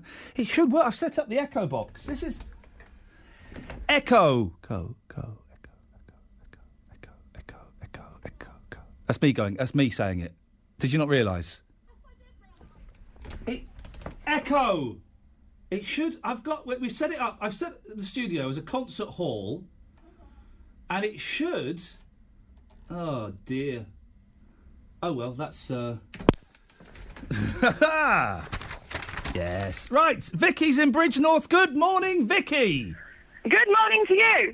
How? Do you know what? That coffee has just hit me right in my stitch, and I am feeling alive, Victoria. Alive like I've never felt before. Let's do this thing. It is the power of Java. The power of Java is powerful, Juju. I love it. I'll come crashing down in about 20 minutes. Oh, no, that's when you need to go onto the Colombian. Sorry? Oh, you mean the Colombian coffee. You mean stronger coffee. You do not mean cocaine, do you? Oh, no. I don't condone that on a Saturday morning. Maybe on a Wednesday, but never on a Saturday. Victoria, we're the BBC. Seriously, some plum will be listening to this and complain that I've been encouraging people to take drugs. Well, I've not. Vicky, what would you like to say? I was just thinking about, sort of getting more people to eat some strange meats. A couple of years ago with my children, I thought, it's summer, let's go and have a lovely barbecue. And a little bit of a dark side of me thought, I know, I'll go to the exotic beef butchers and picked up a few things and to try, sort of cut these steaks and started off gently with a bit of venison. Ooh. And they were like, OK, I'm only talking about little chunks here. Of course. Gosh, I'm not made of money. And then we sort of moved on to ostrich, and they were like, "Well, wow, that's really nice. That's a decent meat." Yeah. But they were eating them first before I was telling them. Good. What That's they the were way eating. to do these things. Yeah. So then we moved on to a bit of kangaroo. So then it sort of broke out all the false Australian accents. And, they got a bit of the kangaroo down them. But I think I overstepped the mark when the last piece, and I turned around to them and said, "You've just eaten Marty from Madagascar." Oh, no. Hang on. I don't know which one Marty is from Madagascar. Is that zebra? It's the zebra. Oh, no! You can't give them proper names, because then they become real. Well, meat is meat, and I think there is a sort of a thing now, a culture where children don't exactly know where meat comes from. They see it more as a pre-packaged thing in the supermarkets. Yep. It's there under the bright lights in the chillers, and there's a big disassociation with it.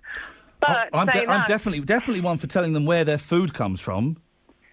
Absolutely. And I understand with these exotic meats, it might sound cruel, these are actually taken from reserves, and I know that the profits go back to the places that the animals have been sort of culled. They're not sort of shot for fun. Well done you for trying to educate them in different meats, because the people are turning their noses up at some of what might be called slightly more exotic meats.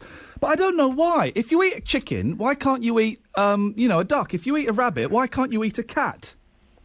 Oh, no, see, this is where I go off the beaten track. I grew up on a farm and I had pet lambs, so lamb's off the menu for me. Oh, lamb is so tasty.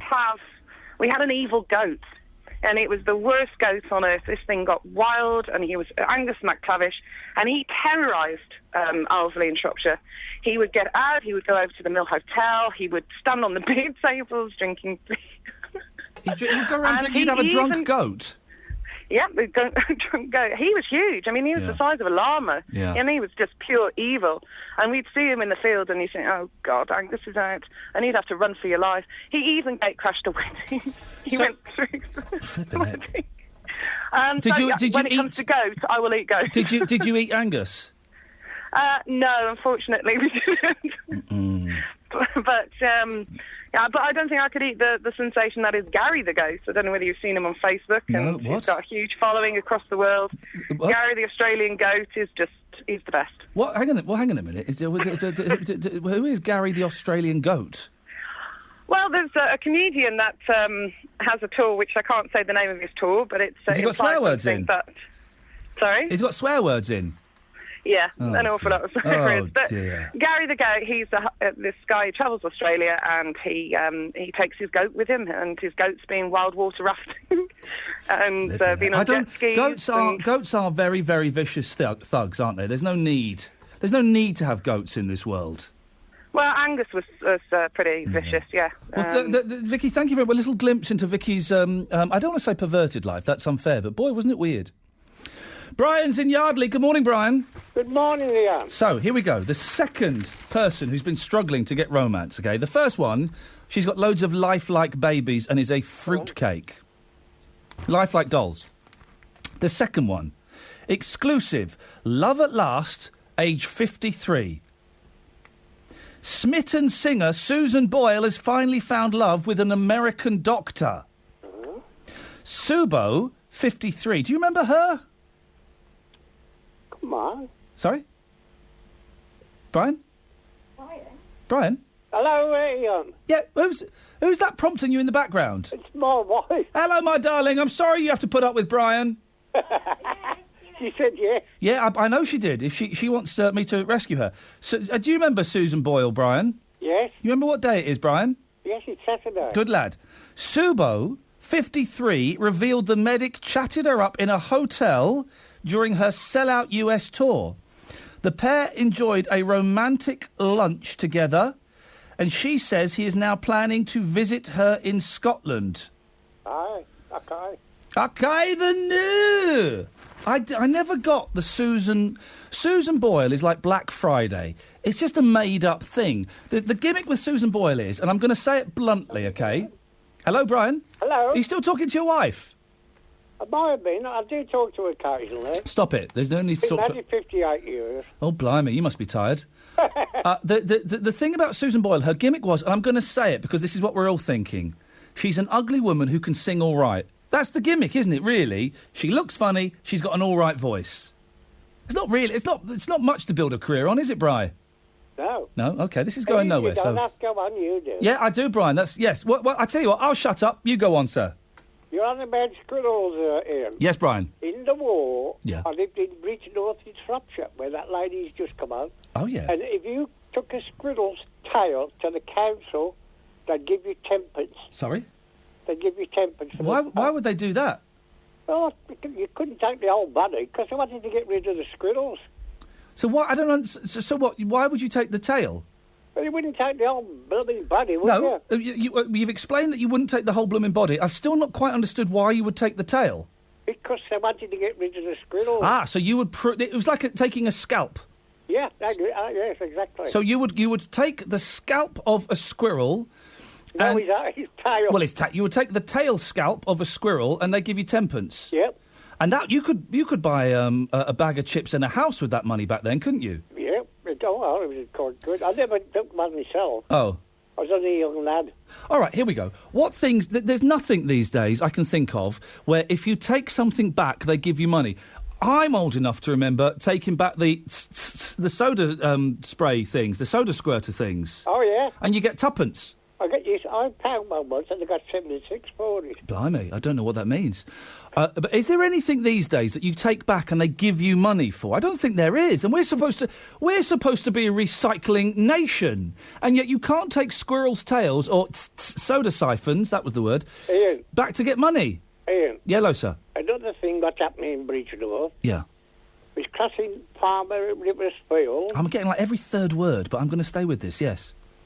They put pipes in the field, stopping the German planes or large landing. Yes. And me crossing this field, this ram chased us. Me jumped in this pipe. Oh, my God, we was there for ages. Every time we started to step out, the ram came back. We set me out in that for our mothers, but I couldn't hear it. But, yeah, we're stuck in this pipe. And wow. That was in Bridgenorth. Absolutely marvellous story, Brian. Thank you. I bet it was a great story. No, I'm being nice. It was Brian, great caller. Thank you very much indeed. I was struggling to... I think my headphones are a little bit broken. I was struggling to understand the story there, but the punchline was they were stuck in... I wonder how much you got for taking a dead German to the council during World War II. 03453 009956. The voice of Birmingham in the Black Country. BBC WM 95.6. Echo. My expert computer knowledge says this should bloomin' well work. Yeah, but is there anything you can take back and get money refunded? I used to love taking the soda siphons. What we used to do, we take the soda siphons back to the local shop, but then they would put them in a crate out the back of the shop. So we'd then go round, nick their soda siphons, and then take them back round the front and get another tuppence. Beautiful. Beautiful, Marcus. Yeah, I captured a squirrel in a school. Thanks for calling. So you would take... You did what? I captured a squirrel in a school. Where? I need more deets than this, Marcus. Right. Yes. Okay, here's the deal. When I was at university, I got a little job in Oldbury doing maths coaching. Oh, yeah. And the main classroom that I used to work in was faced the sun, and it used to get super hot because they've got all the crazy electronics now and no AC. Yeah. So they had these kind of French doors. And so the kids would ask the teacher if they could open the French doors, obviously let a little bit of fresh air in. A little breeze. Hey, Yeah, wasn't it the best day? Wasn't it the best day in the world? But it was a nice day, and the teacher said, "Right, we're having the lesson outside." Well, they wouldn't go that far because obviously they couldn't get all the computers outside. No. So that would be problematic. That would be problematic, certainly. Yes, but that's not going to help anybody. Whoa! What? Jesus Christ, that's close. Sorry. It's all right. Somebody parking next to me, and they were flipping, nearly taking my front bumper off. Right, there's... Anyway, yeah. I'm going to. Hang on, Marcus. I got. They've gone now. Good for them. So they couldn't make it. Marcus, no. Listen. First of all, that would be the best trailer in the world. Secondly, I have to apologise because there are some people listening who would be offended by that language. So I am sorry, but Marcus was doing it not to shock, but because he was in fear of his paintwork. So if anyone was offended, you have our humblest apologies. Marcus, on with the show. I apologise also. Thank you very much, boss. It's with the BBC, it's what we have to do, isn't it? I'm sure no one was offended, but we have to say sorry. That's good. Anyway. Yes. So they opened these French doors. Yes. One of the kids asked the teacher, "Can we open these French doors?" And he says, "Yeah, why not?" Happens that it was a supply teacher who was about as much use as the... Well, I'm not going to get you in any more trouble. It wasn't very good. He just sat at the front of the class and read a book. Yes. And I'm listening. I'm listening. I'm just trying to work. I'm hoping that in the middle of this conversation you'll start echoing because I'm working on the echo box. Okay. So carry on. Right. So obviously these French doors being open, a little squirrel runs in. Yeah. And runs into the corner of the room. Oh yeah. And of course all the girls are up on the desks and whatnot, and screaming like girls do. Well, some of the boys as well, actually. Oh, yeah. And so I said to the teacher, you had to call them sir. Yeah. Even though, I'm a grown man, but I still had to call him sir. Yeah. Sir, what are you going to do? and he just looked at me with his half-soaked expression. Eyes. Yes. And I thought, right, well, if you're not going to do it, then I'm going to do it. So I went over and... Hang on. You picked it up. Marcus, did you tell me this story a few weeks ago? No, I don't think so. But I'm living in a weird parallel universe where I'm sure. No. 03453 009956. Coming up, we'll have a little bit of live music and a bit more chitty chat.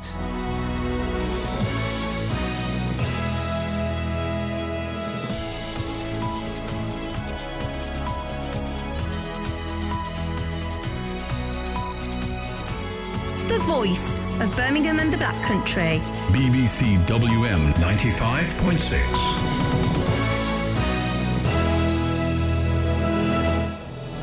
It's 11 o'clock. Let's get the news. Here's Nicole Pullman. A court in Egypt has cleared the former Egyptian president Hosni Mubarak of killing hundreds of protesters during the Arab Spring uprising in 2011. The former president was facing a retrial after an appeals court overturned an earlier life sentence. Relatives of the 10 people killed a year ago when a police helicopter crashed into a bar in Glasgow have again called for all such aircraft to have black box flight recorders fitted. Air accident investigators say both engines on the helicopter lost their fuel supply, despite there being enough in the main tank. Jim Morris, an aviation lawyer who represents some of the families, says they want to ensure information's available when things go wrong. They obviously want answers on how this tragedy occurred, how a modern twin-engine helicopter appeared to suffer fuel starvation when there was fuel remaining in its tanks. Had this helicopter not been exempt from having to carry the flight data recorder equipment, then it's quite probable that there would have been far more answers at this stage. The Home Office estimates there are as many as 13,000 victims of slavery in Britain, far more than previously thought. They include women forced into prostitution and children who are exploited, as well as people made to work in fields, factories and on fishing boats. The Minister for Modern Slavery, Karen Bradley, says she's not surprised by the scale of the problem and that finding those responsible has to be a priority. This is very much a hidden crime, and the important thing is that we get it out in the open. We have to find it. It's a hidden crime. It's going on in streets, in towns, in villages across Britain, and we need to help people find the signs of it so we can find those victims and, importantly, then find the perpetrators. West Bromwich Albion's home game with Arsenal this lunchtime is one of two live commentaries on BBC WM 95.6 today, the station for commentary this season. Kick-off is at 12:45, our build-up starting at midday with Daz Hale. The Baggies head coach Alan Irvine says they're determined to give Arsenal a really good game. We're capable, if we play well, of getting a good result against Arsenal. We've just had to do a lot of defensive work, obviously, against a top team in Chelsea with 10 men for over an hour. We have to be positive and we have to perform in the way that we did against Manchester United, which means that we have to attack them and give them problems. Aston Villa visit fellow strugglers Burnley, seeking to end a run of 8 games without a win. We'll have commentary here on BBC WM from 3. Aston Villa have gained just 2 points from the last 24 available. In the Championship, Birmingham City entertain Nottingham Forest and Wolves are away to Brentford. Both games are covered on our digital radio service. And we'll also have updates on Warsaw's trip to Coventry in League One. The weather, a dry day with some sunshine and a top temperature this afternoon of 12 Celsius, 54 Fahrenheit. Dry tonight with fog in places and a minimum temperature of 5 Celsius, 41 Fahrenheit. BBC WM 95.6 News. There's more online at bbc.co.uk/WM. The voice. Oh, excuse me. The Black Country. You should take in other religions and treat them as you would want to be treated yourself. We are even more intelligent. They treated me with the utmost respect. Iain Lee, Saturdays 9 till 12. BBC WM 95.6. Morning, this is Iain Lee, BBC WM 95.6. Fat fingers, fat fingers, fat fingers. Fat fingers. I spent the entire news there fiddling around with the Echo box. We've got some bit of music coming up later on, which I'm excited about, but I want a bit of echo to make it sound, kind of sexy. No one here knows how to work the studio. Doesn't Bernie know? Because Bernie's like my favourite. She's dead clever. No. Lots to talk about in the last hour of the show. We'll be talking about squirrels. Have your say. Across the West Midlands, call 03453 00 996. BBC WM 95.6. Well, that wasn't it. That obviously wasn't it, was it? Oh, never mind. Sorry, Mark, I'm trying to get the studio to work and it turns out I haven't got a clue. Mark? Oh, no, hang on, let me try again. As proved by that. Sorry, Mark, I'm trying to get the studio to work. It turns out I haven't got a clue. Hello? It's being run by monkeys today, and I'm including myself in that list. What would you like to say, Mark? I just think this is an hilarious radio station. I'm a trucker up from Northampton. Oh, hello. Coming around house surprise deliveries around Birmingham and all that lot. Yeah. And I accidentally stumbled across your station and haven't been able to turn it off. It's hilarious. Well, I'm glad you think so. Wind up or not. No, well, this is meant to be a serious debate show, and we've got idiots calling in about squirrels. I've listened to BBC Northampton, so I can only apologise. No, I'm not BBC that normally. I'm normally Radio 1 man or something like that. Hey! Yeah, Well, Mark, listen, sorry. don't apologise. Listen, I'm on Fridays 2 till 4 and Saturdays 9 till 12, and there are other people doing other stuff throughout the day, but I don't know if that's any good or not because I don't actually listen myself. Have you ever run over a squirrel in your driving? No, I haven't. I've swerved for a few rabbits and things like that, but no, never a squirrel. I have a little squirrel story. Yeah, go on. My in-laws, he's got a van hire company. Yeah. And they had a nest of squirrels up in their garage. Oh. And he had a baby, and he sort of got friendly with this baby, and it kept following him around all this lot. Hang on. Who got friendly with the baby? And who had the baby? The squirrel? Yeah, the squirrel had the baby. I didn't know that's what you meant. And your father-in-law got friendly with the baby squirrel? Well, he brought it back to his house because he felt sorry for it and all this lot because it had been abandoned by its mother. Yeah. And then he just couldn't get rid of it. He took it about a mile and a half away from the house once, and it still found its way back. And, he's basically had a squirrel for about 4 years now. Has he still got the squirrel? He's still got the squirrel, yes, somewhere. That is nuts, though, Mark. In his garden. They are vicious little thugs. We think they look cute, but they're just rats, aren't they? I don't know, yeah, I suppose. Have you? And I'd eat anything as well with you. I'd eat anything. Totally. Would a roast cat? Probably, yeah. Yeah, I would. I'd give anything a go. Yeah, I'd give it a go. The thing is, we're so funny about the foods that we will and we won't eat. Lambs are Could cute. be the best thing in the world. You never know, do you? Yeah, exactly. Mark, listen, I appreciate your call. Thank you for listening. And you know, again, I'm sorry that you come from the area that hosts BBC Radio Northampton. I mean, were they Station of the Year? Were they? No, they weren't. Were we? Yeah, we were actually. So, in your face. Thank you, Mark. Nice to have you on board, and do listen again. Oh, yeah, I know it's all one BBC, but we're like the best bit of all the one BBCs. So we won. What? 03453 009956 is the telephone number. If you wish to give us a call, it turns out that squirrels are the main talking point of the day. Squirrels, for goodness sakes. I had something else I was going to say. Oh, here we go. There's a picture of two of the most beautiful women in the world. Alex Jones from The One Show and Cheryl Fernandez-Vicini, formerly Cheryl Cole. They're bright orange. They are bright orange. Have you seen the pictures of them? Bright orange. We'll get to the fake tan in a minute. I don't understand what the fake tan is all about. We'll talk about that in a sec. Today, join BBC WM for a double commentary match day. The Albion fans are boinging away on the far side. I'll be live from the Hawthorns, bringing you the Baggies versus Arsenal from 12:45. We all want success. We all want the team to play well. From 3 o'clock, we're on the road for Burnley versus Villa. Gabriele Bono's got to score.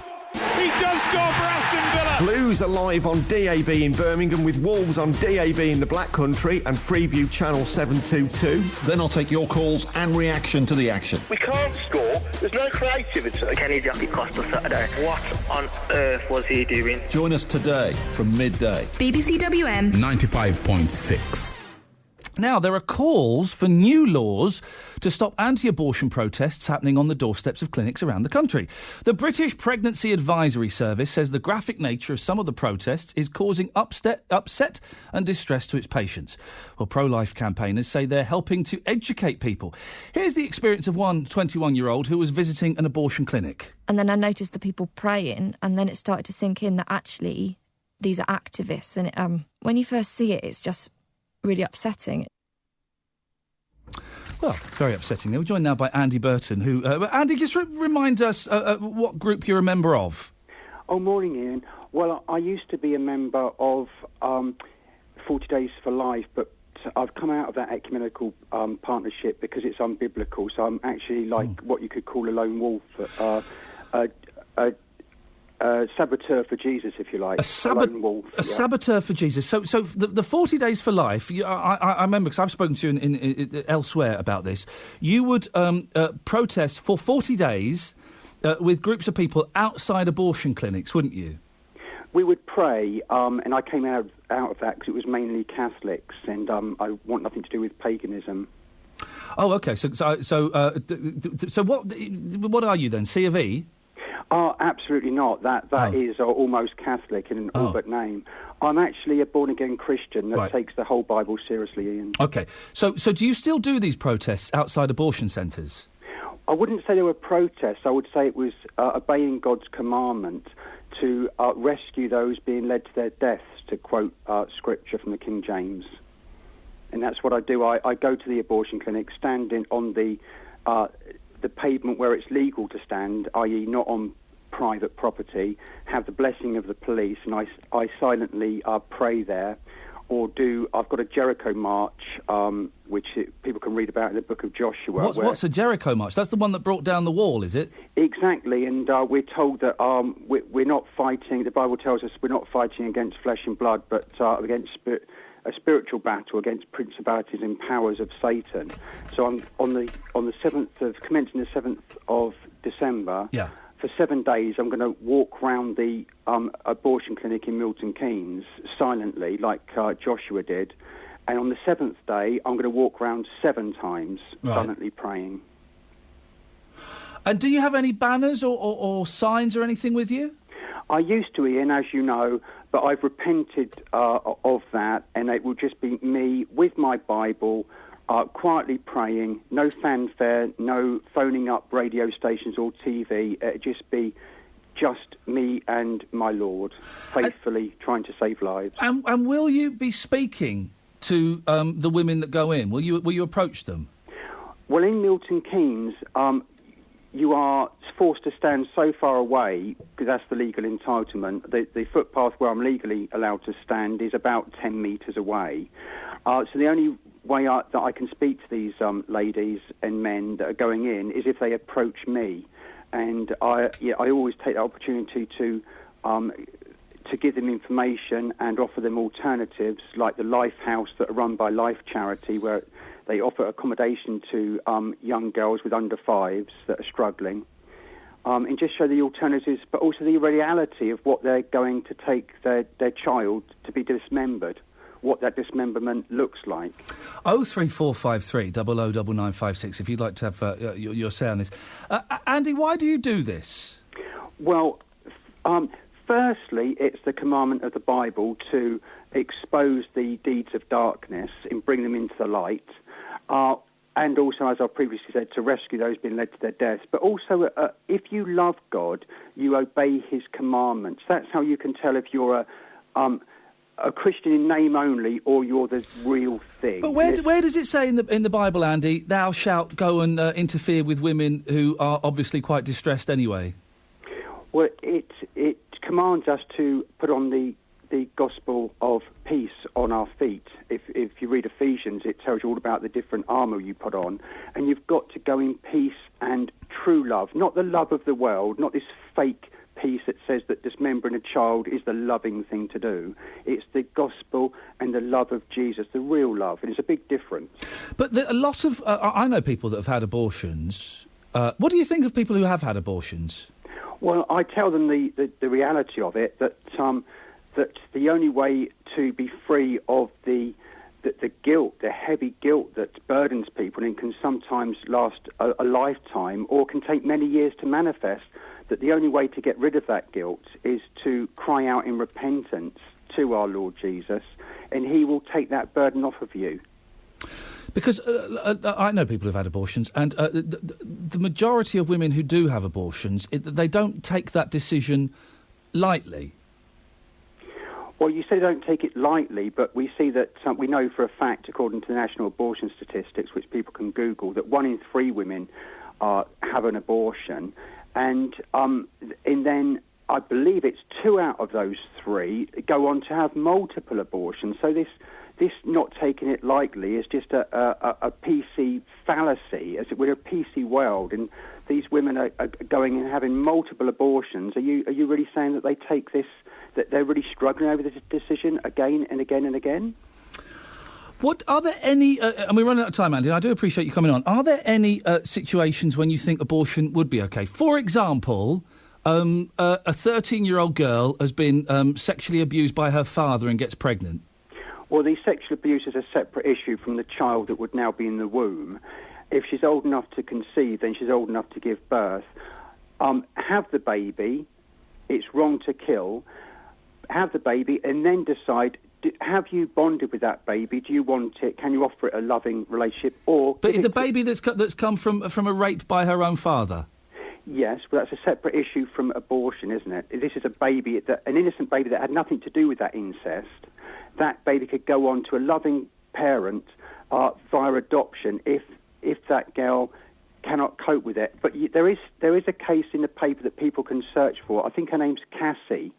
That she was a 13-year-old that was raped. She had that baby against her parents' will, but that baby united that disparate family, and they're now so happy and loving towards that baby. That baby from rape brought that family together and united it.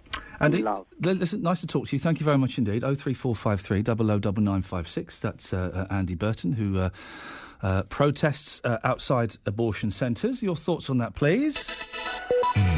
Right, let's get the travel news now. Here's Steve. Well, problems on the M6 southbound with slow traffic and a lane closed because of an accident between junction 13 for Stafford South and junction 12 for Gailey. Also, the roadworks there not helping matters with slow traffic. You're going to find slow traffic northbound as well on the M6 between junction 12 and junction 13. Again, the roadworks causing delays. That'll be affecting Villa fans heading up towards Burnley for today's game via the M6 and the M65. Wolves fans, if you're heading down south towards Brentford, the M40, M25 and M4 seem to be trouble-free at the moment. No major accidents or incidents to hold your journeys up. And no problems on the trains either. They're also running to a fairly good time, I'm pleased to say. If you can update us, call BBC WM 95.6 Travel on 08453 002288. Thank you very much. Darlaston, Edgbaston, Erdington, Paisley, Cornwall Wood. have your say across the West Midlands. BBC WM 95.6. Just try it now. We're trying to put echo. Do you want me to tell you this? Hello? Hello? Yeah, Hello? there's literally no echo on that. We're trying to get the studio to work, guys. Guys! Your thoughts on what Andy Burton had to say? I suspect we may have introduced him a little bit too late into the conversation, but 03453 009956 is the telephone number if you want to give us a call and let us know about that. Just try dragging the green one down to there. Let's just see what happens there. And then try the green microphone. And if this doesn't work, well, then boy, oh boy, we're going to have to make... Sorry? Hello? Hello? No. Well, that was great fun, guys. I'm glad we sorted that problem out. Anyway, you're weird, you lot, this morning. We're giving you some good stuff to talk about. Oh, you want to talk about squirrels? If anyone knows how to work a BBC radio studio as well, then please do give us a call about this. So, Alex Jones and Cheryl Fernandez-Vicini. That's a silly name. I mean, really, isn't it? She's Cheryl Cole. They're pictured looking very, very orange. I don't get the fake tan. Why would you want to... why would you want to do that? During these cold, dark nights, a girl can hardly be blamed for trying to cling on to summer. But Cheryl Cole And the one shows Alex Jones took the fake tan a little too far at a charity event. Mrs. Cole, in a bright lime green strapless gown, looked almost the same mahogany shade as wood treatment Cuprinol. Really? Oh, dearie me. I don't know, why would anyone want to do that? It seems like an odd thing to do, doesn't it? Miss Jones, 37, showed off a little more of her enviable figure than usual. Now, this is the Daily Mail. The Daily Mail's a little bit sleazy, isn't it? In a sheer lace dress with a peach slip.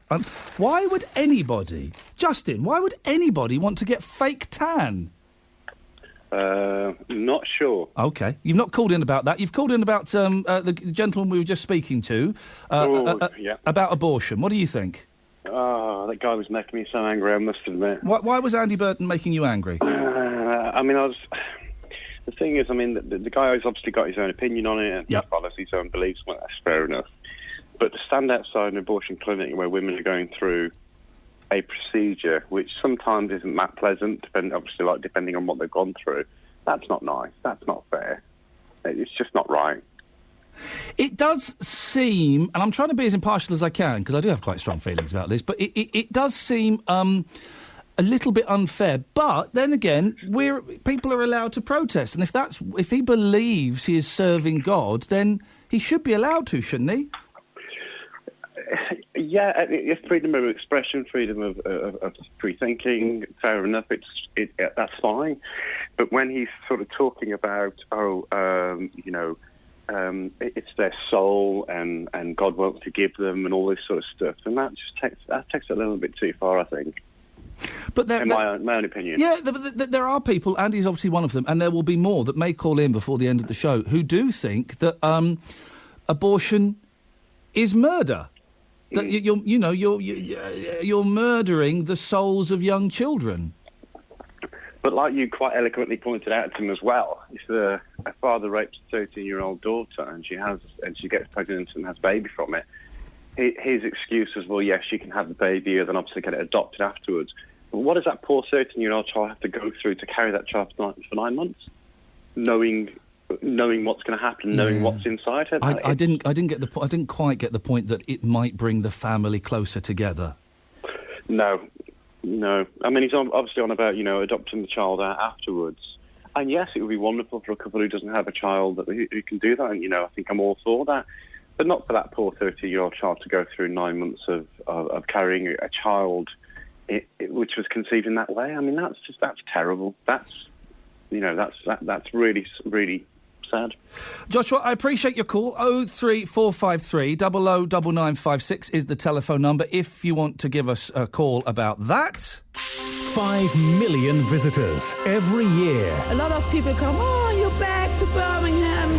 The largest outdoor Christmas market in the country. The most beautiful thing here is people enjoy the market. Join me, Danny Kelly, live from Birmingham's Frankfurt Market. Glühwein and bratwurst. My favourite, my sausage. Danny Kelly, live from Victoria Square. This Monday morning from 9. On BBC WM 95.6.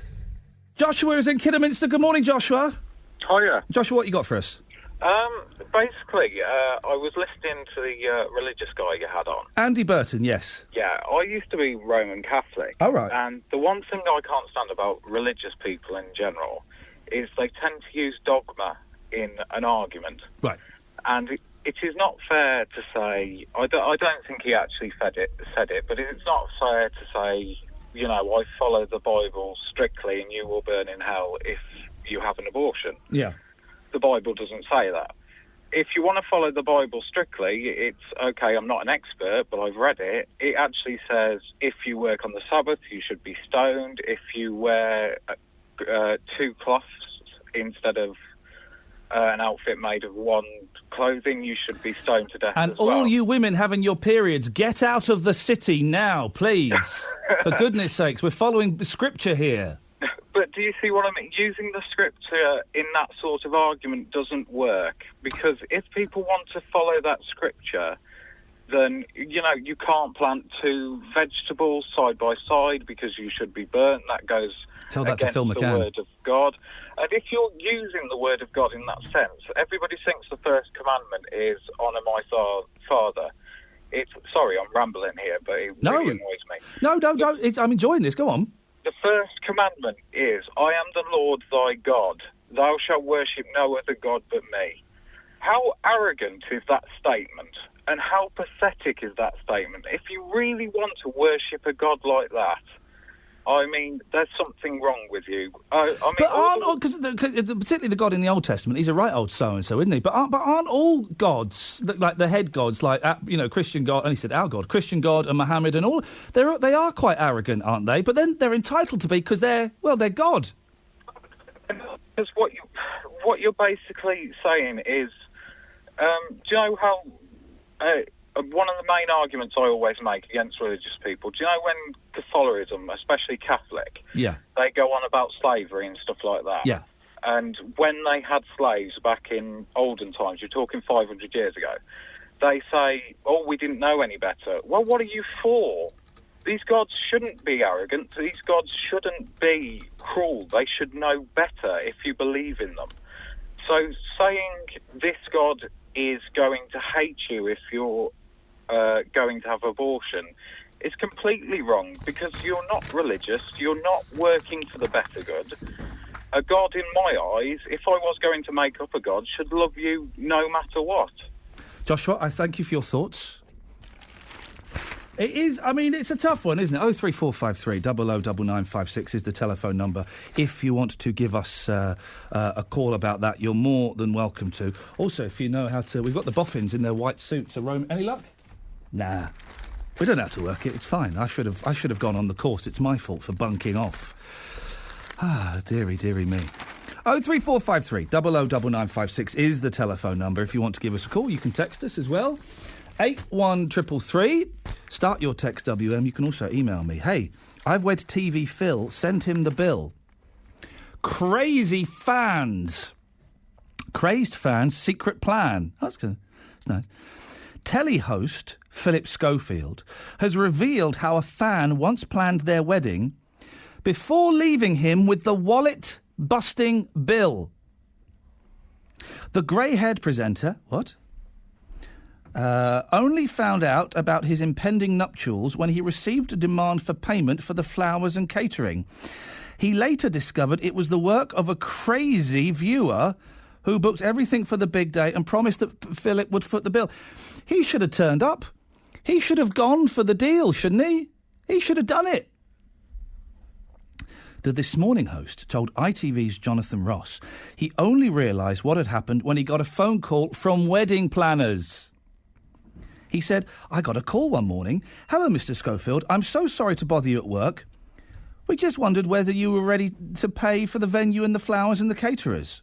A fan had booked their entire wedding. Their entire wedding. Can you believe such a thing? That's just nuts, isn't it? Absolutely nuts.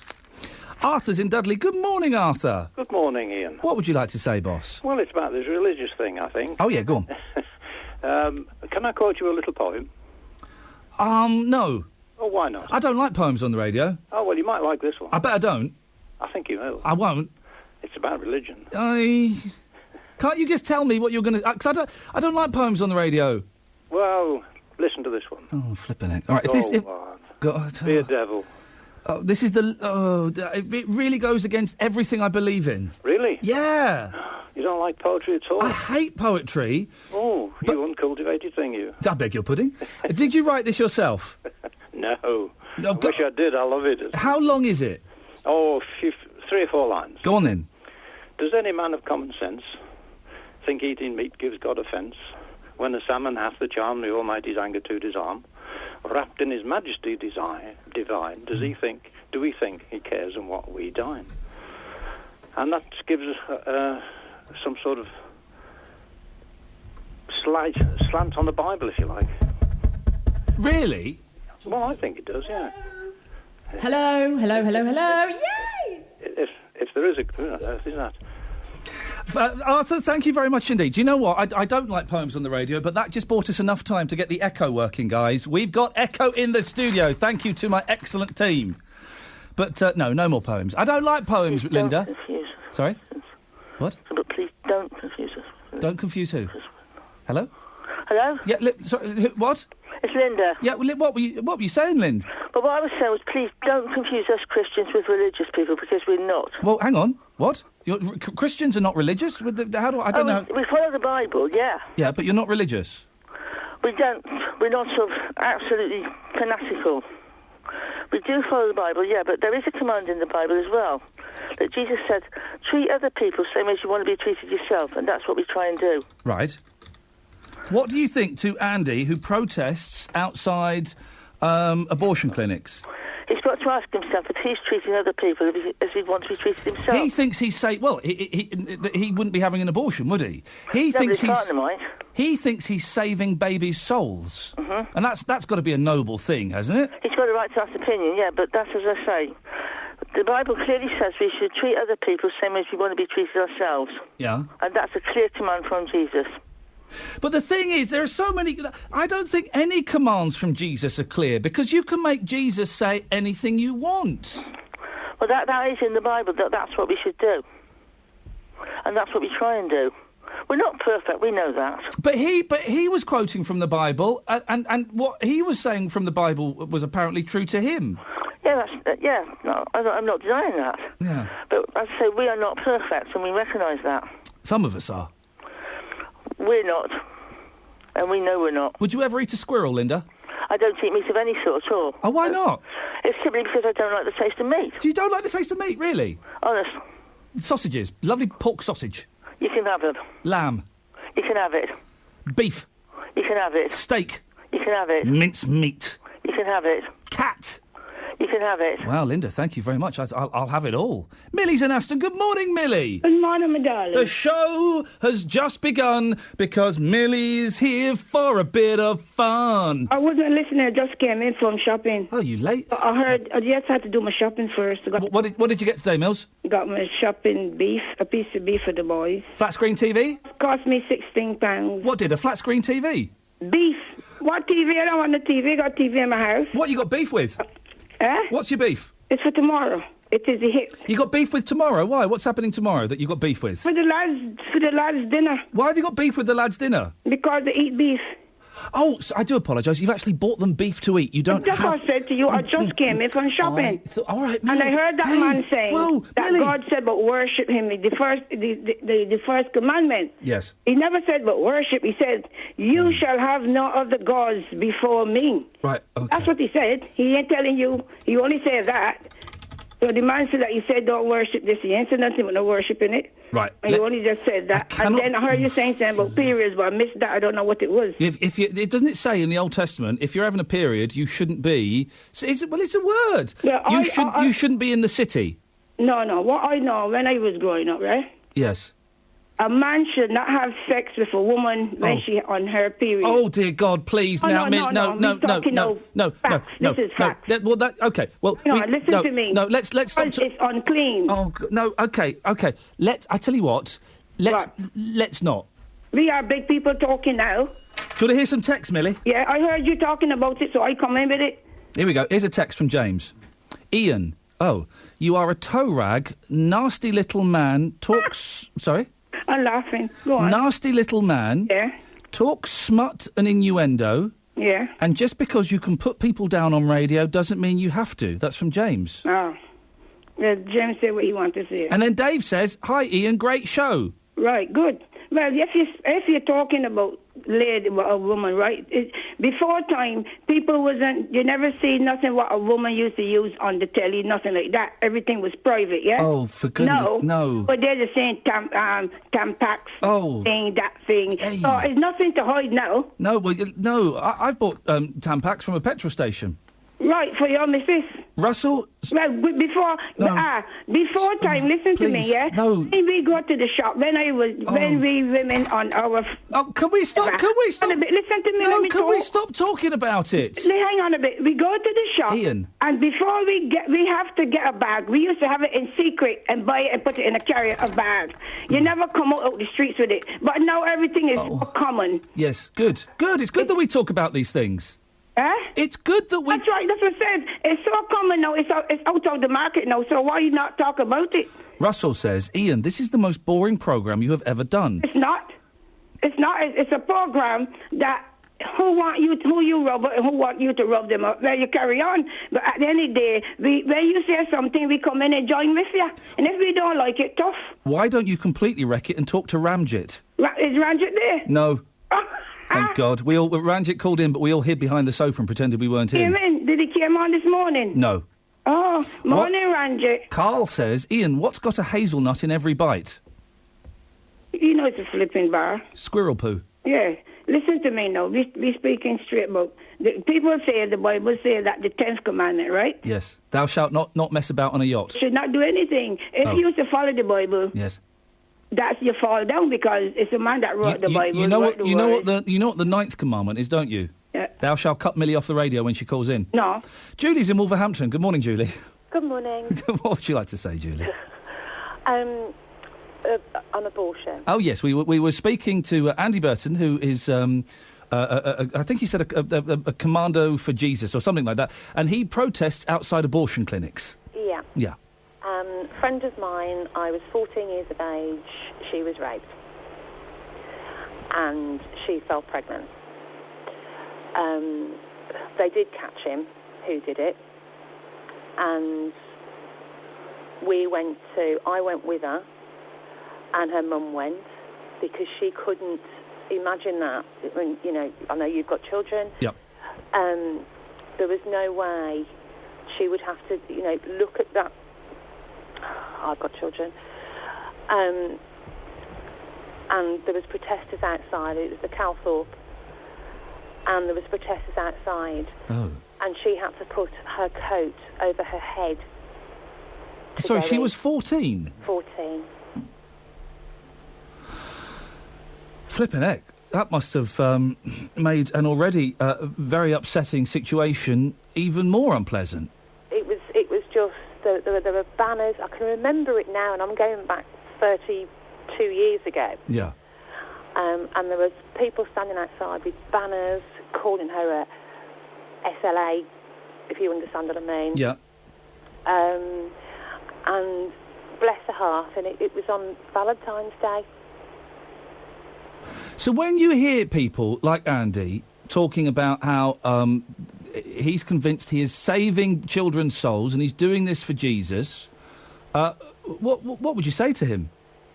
Well, if God was that good, he wouldn't have let that man do it to her. Julie, thank you very much. Let's go to Gordon. Morning, Gordon. Morning. What you got for us, boss? This Andy Burton, he's really wound me up this morning. My wife, yes, years ago, had two daughters, but on her third pregnancy, she was told by a specialist, and I had to sit in the room with the specialist, and he said, "Do you want the baby or your wife?" Because she had a medical problem. Mm. And I had to sit there and make a decision. Now, she had to make the decision as well. So she had an abortion to save her own life. Now, I wouldn't like that man approaching my wife. Can you understand? Oh, I can completely understand. I can hear. I can hear you the upset in your imagine voice. that idiot coming up to my wife and preaching to her when she got to have an abortion to save her own life? He doesn't realise that. Not everybody that has an abortion are doing it because they want an abortion. They're doing it because of medical reasons. How difficult a decision was that to make, Gordon? It was a simple decision. Really? Well, I wanted my wife. But it's something we've never got over. I can tell you're really angry with Andy, aren't you? Yes. Yes, very angry. And another little thing, which might wind your viewers up, listeners, is they recommended that she was sterilised after the abortion so that she wouldn't get pregnant again and wouldn't put her life in danger. And my dad, who was a strict Catholic, never spoke to her again because they don't believe in sterilisation. Even though it potentially saved her life in the future. Yes. He couldn't talk to her? No, he wouldn't talk to her because she was sterilised, because he was a Roman Catholic. That's... we don't mind me saying, that's nuts, Gordon. I know. And this is why that Andy Burton, well, he wants put in somewhere. I really appreciate you sharing that story with us this morning, Gordon. I can tell it was difficult, but thank you very much. It was difficult. Thank you, mate. OK. Cheers. The voice of Birmingham and the Black Country. BBC WM 95.6. I think we're on. I think we're on that microphone. Yeah, perfect. Try that one. Hello. Yeah, that works. Your Wicked. voice is being amplified. That works. This is Adam Wedd. Yes. Have I got that right? Absolutely, yeah. Thank you very much for coming in. We have spent... I'm working with monkeys. I'm head monkey here. None of us could get the studio to work in preparation for you coming in and singing some songs. Uh-huh. So I hope you appreciate the effort. We've had technical boffins in, we've had scientists, we've had even producer Jo got off her backside and did some work this morning. So to sort this out. Controversial. Who are you? My name's Adam Wedd, and I'm a singer-songwriter from South West London, a place called Kingston upon Thames. Oh, it's posh around there, isn't it? Yeah, it is. I'm from the less posh bit. Okay, I could tell by the accent and by the scruffy hair. Let's be honest. Yeah, you've got scruffy hair, but it's nice around there. Yeah. So what are you doing up here? What's going on? I'm playing a gig tomorrow night at Cherry Reds in Birmingham. Yep. And tonight I'm in York. I'm in the middle of almost at the end actually of a bit of a UK tour, which is my first ever jaunt. How's it going? Good, yeah, fun, tired fun. Are people coming to see you? Most places they are. Yeah, Coventry was packed out. Last night I played in Kent, and that was really busy. Where was it quiet? Go on. Where don't we like? It was really quiet in Exeter. No, they're losers down there, aren't they? Too south. Much south. It's too much south, isn't it? That's what it is. I tell you what, should we have a song, then we'll have a chat? That'd be amazing. What are you going to play for us? I'm going to play a song called Arc. Okay, where you go, boss. Thanks, man.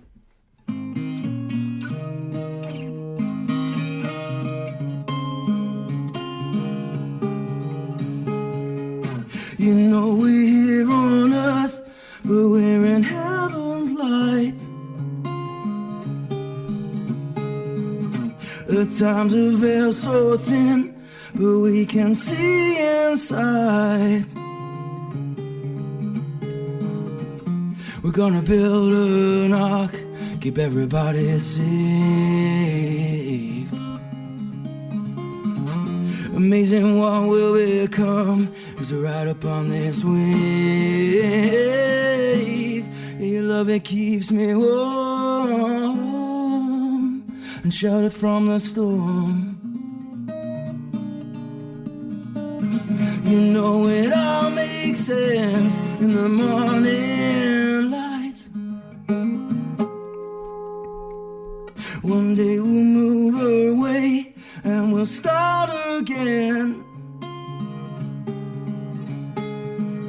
We'll leave our house of cards, but we'll keep our friends. Say if we run away, our problems, they'll be waiting there. We tackle them every day, yeah, we dance upon our fear. Yeah, love, it keeps me warm and sheltered from the storm.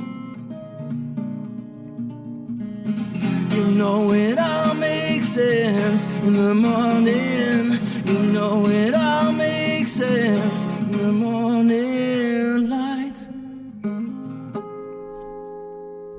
One day we'll move away, we'll live with open arms. We'll leave our house of cards and we'll live with charm. Ours is a funny tale that is happening at all. Weighing up facts and fable, yeah, we're learning from it all. Your love, it keeps me warm and sheltered from the storm.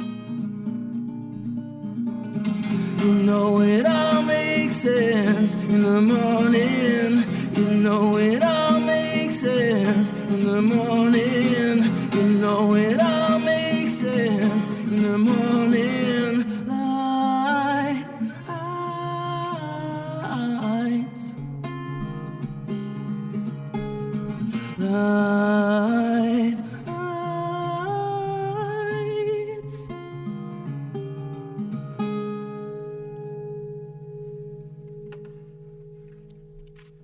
Hey, fantastic. Oh, there's more. You went for the strum. Carry on. That's it. Yeah. Oh, okay. I couldn't.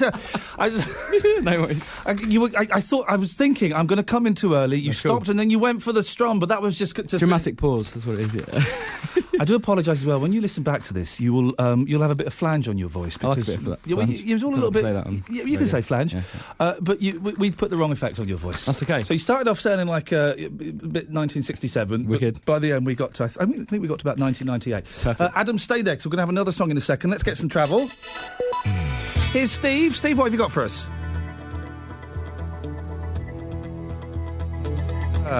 Steve, are you there? What a time for the show to come crashing around our ears. Well, there'll be stuff on the roads. That's all you need to know. On BBC WM 95.6. The voice of Birmingham and the Black Country. There'll be stuff happening on the roads. That's all. What were the roads like when you came in, Adam? Pretty clear, actually. Yeah, it's all good. There you go. Well, that's the travel news. The roads, they're pretty clear. That don't really matter. The show, I'll be honest, it's been one of the weirdest shows. The last 30 minutes have been quite heavy and intense. Pretty deep stuff, yeah. The first 2 hours, it was just people phoning in talking about squirrels. Nice. I mean, what are you going to do? I get paid for this stuff. Yeah. So listen, you're playing, where are you playing tomorrow in Birmingham? I'm playing in a place called Cherry Reds. Okay. And why do you do this? Why don't you go and get a proper job, for goodness sake? It's a fair point. I should probably grow up. I really enjoy it. I love it. Yeah, that's the bottom line, really.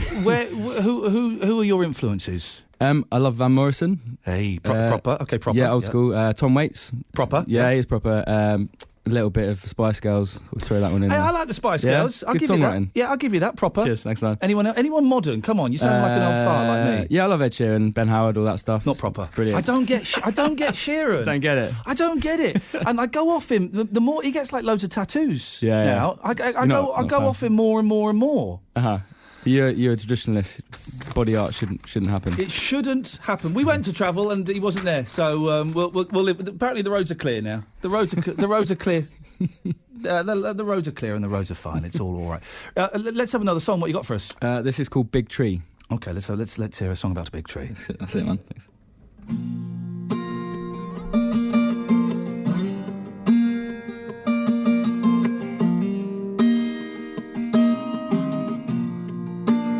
When your lips are like pillows, there's a song we can sing slow.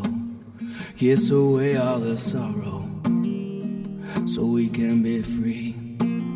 You're my oasis from madness. Kiss away all the sadness, so you can be you and I can be me. I'm reading all the letters that you wrote me. How we sit underneath the stars at the big tree. Love is always strong, but never easy. We're tackling the unknown. Look how much we've grown since the big tree.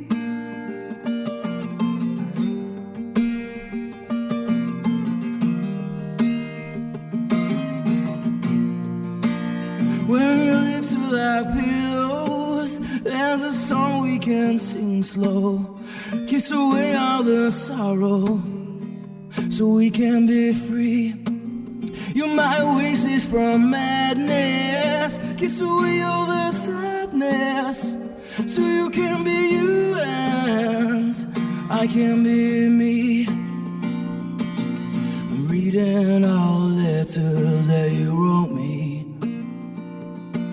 I was sitting underneath the stars at the big tree. Love is always strong, but never easy. We're tackling the unknown. Look how much we've grown since the big tree. Let our roots go deep, but when we weep, the roots go deep. When the storms they come, and when we weep, let the good times shine. Let the good times shine. Let the good times shine. And you and I, let let the good times shine. Let the good times shine. Let the good times shine. You and I, let the good times shine. Let the good times shine. Let the good times shine.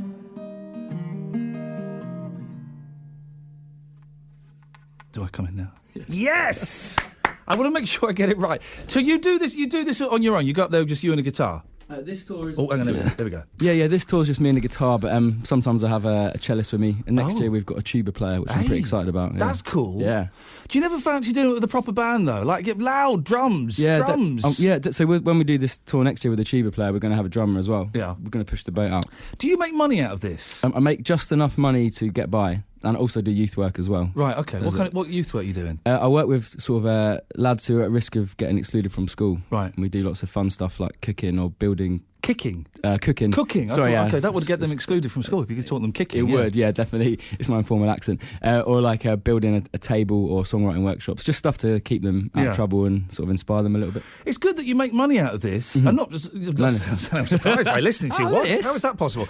But it's kind of... It must be every young man's dream to be able to get by and make a few quid, pay the bills by singing songs. Yeah, I'm really lucky. It doesn't pay my bills, but it does pay for the next record. Okay, right. And it pays for travel and all that. So if people want to... when you say records, you don't mean real records, do you? Actually, I have got a real record. Just this is for you, Ian. Hey, really? Yeah, it's old school. Hey, look at this. This is a proper 7-inch. I just bought... I do like my vinyl. Look nice, man. I'll go straight to... I bought a really expensive record on eBay recently. What did you get? I'm obsessed by the Monkees. It's a pre-Monkees record. Right? Yeah. I can't even begin to say how much it costs because it's just it's embarrassing. I won't judge you. It's all right. I won't judge. $600. Whoa. Hey, what? That's all right, man. Can you believe that? But have you got your headphones on? Yeah. Morning, Ranj. Ranjit? Ranjit? Ranjit? Ranjit? Ranjit? Ranjit? Hiya. Oh, there, Ranjit, you're there. Hello. Yeah, Ranjit, have you fallen down a hole, mate? No. Flipping heck, you've come at the weirdest show, Adam. I do apologise. Ranjit, I haven't got the effects on him. Ranjit? Ranjit? Ranjit? Hello. Yeah, flipping. Are you all right, Ranj? I'm all right. You don't sound your usual, I was going to say perky self, but Can't hear you. Ranjit? I can't hear you. Ranjit? Ranjit? Ranjit? I can't hear you. Ranjit? Ranjit? Ranjit? Ranjit? Ranjit? Maybe he's going through a tunnel or something. Ranjit? I can't hear you. But then why are you saying you can't hear me exactly the time I stopped talking, Ranjit? I can hear you on the radio, that's why. I can't hear you on my phone. What the hell is going on with your phone? Can't hear you on my phone. Okay, I'm being told it's trilogy. I have literally no idea what that means. But well, okay. I can hear you on the phone. Can you hear me on the phone? I can hear you on the radio. Oh, for God, have you? Flipping heck! You're even more annoying than normal. No, I'm not. Yeah, Ranjit. No, listen.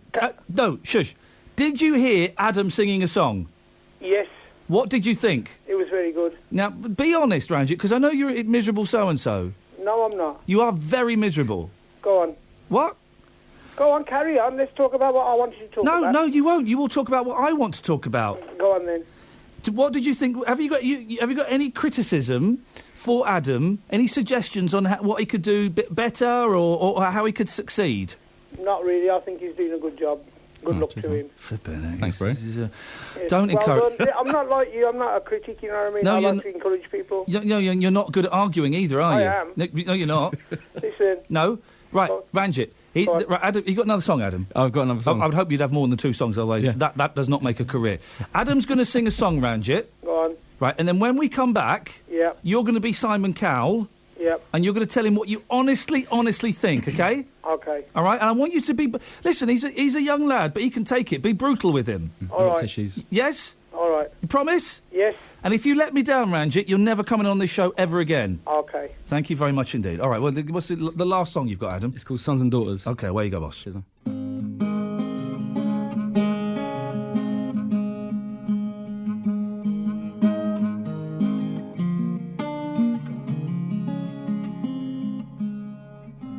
You never thought you'd amount to much. Amazing what happened when you're loved. Through life's wreckage burned a flame. Be how you were made. Our sons and daughters will shine. Tears of gladness for your eyes. When you dream out loud. Let the lost souls say they're found. In the present where we live, you're a gift that's bought with tears. And sons and daughters, you'll shine. Tears of gladness for your eyes. And like the starlights, you fill our eyes. Our sons and daughters are here. We're all here.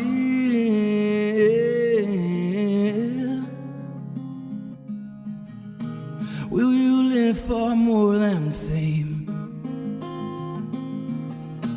Let's drop problems being flames. We already know your name. So be how you've been made.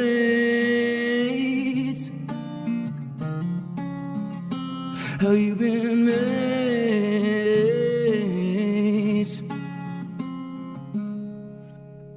That's the end, just in case you wondered. Is this still part of the song? Wait. That's the end now. There we go. Fantastic. Right, let's do it. My opinion doesn't count anymore. We go straight to the voice of musical youth. Not the group, that'd be weird. Although you never know. Ranjit. Oh, yeah. Can you hear me now? Yeah, we've always been able to hear you, Ranjit. That's the problem. I'm going to be... He's very good, yeah?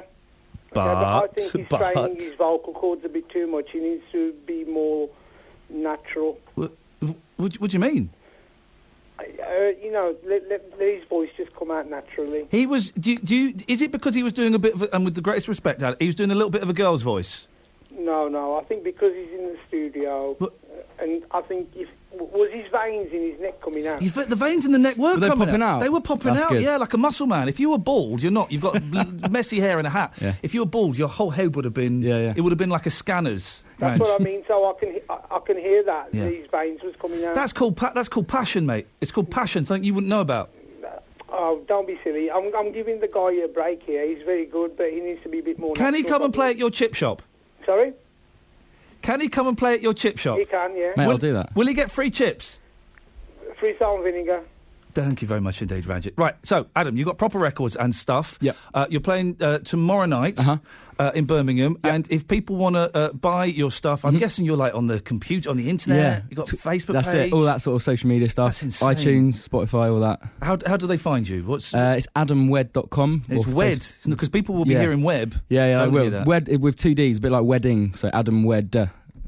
You've confused them by saying Adam Wedding. That's good. They're going to be... There's some guy, Adam Wedding, who's suddenly going to get loads of hits going, what the hell did this happen? They must be really popular. That's it. So on iTunes, Facebook... all that stuff, yeah. All that stuff. You're on Twitter. You were stalking me on Twitter yesterday. Yeah, far too much on Twitter, I apologise. No, don't apologise. I don't like Twitter. You're not a fan? I only follow... I think I follow 18 people now. Nice. I was down to 0 a couple of weeks ago, and I'm going to unfollow everyone again. It's full of slackers and... Fair enough. Although there is an art of getting what you want to say in 100 and whatever characters. Go on then, do it. I don't know. I love life, and it's a Saturday. I've just had bacon. There we go. No, life. I'm going to get a bacon sandwich. Adam, nice to see you. Thank you so much for coming in and putting up with our technical difficulties. That's it. That's your lot, dear listener. If you want to email me in the week, you're more than welcome to. Hey, it'll be nice. Just don't send me abuse. I've been getting a lot of abuse this week. Iain.lee@bbc.co.uk. IAIN.LEE@bbc.co.uk. That's it. I've got to be honest. A very odd show. If you missed yesterday's show, we do shows on Fridays now, 2 till 4. I thoroughly recommend yesterday's show. Maybe more than today's. Today's was weird, wasn't it, Joe? It was a weird one. I think you saved it at the end, Adam, so thank you for that. Right, back next Friday, 2 till 4. Next Saturday, 9 till 12. Stick around, though, because coming up after the news... Well, it's Daz. I've got no idea where Daz is. He'll be talking about football, I'd imagine. He usually does. Until next Friday, from me and producer Joe, ta-ta.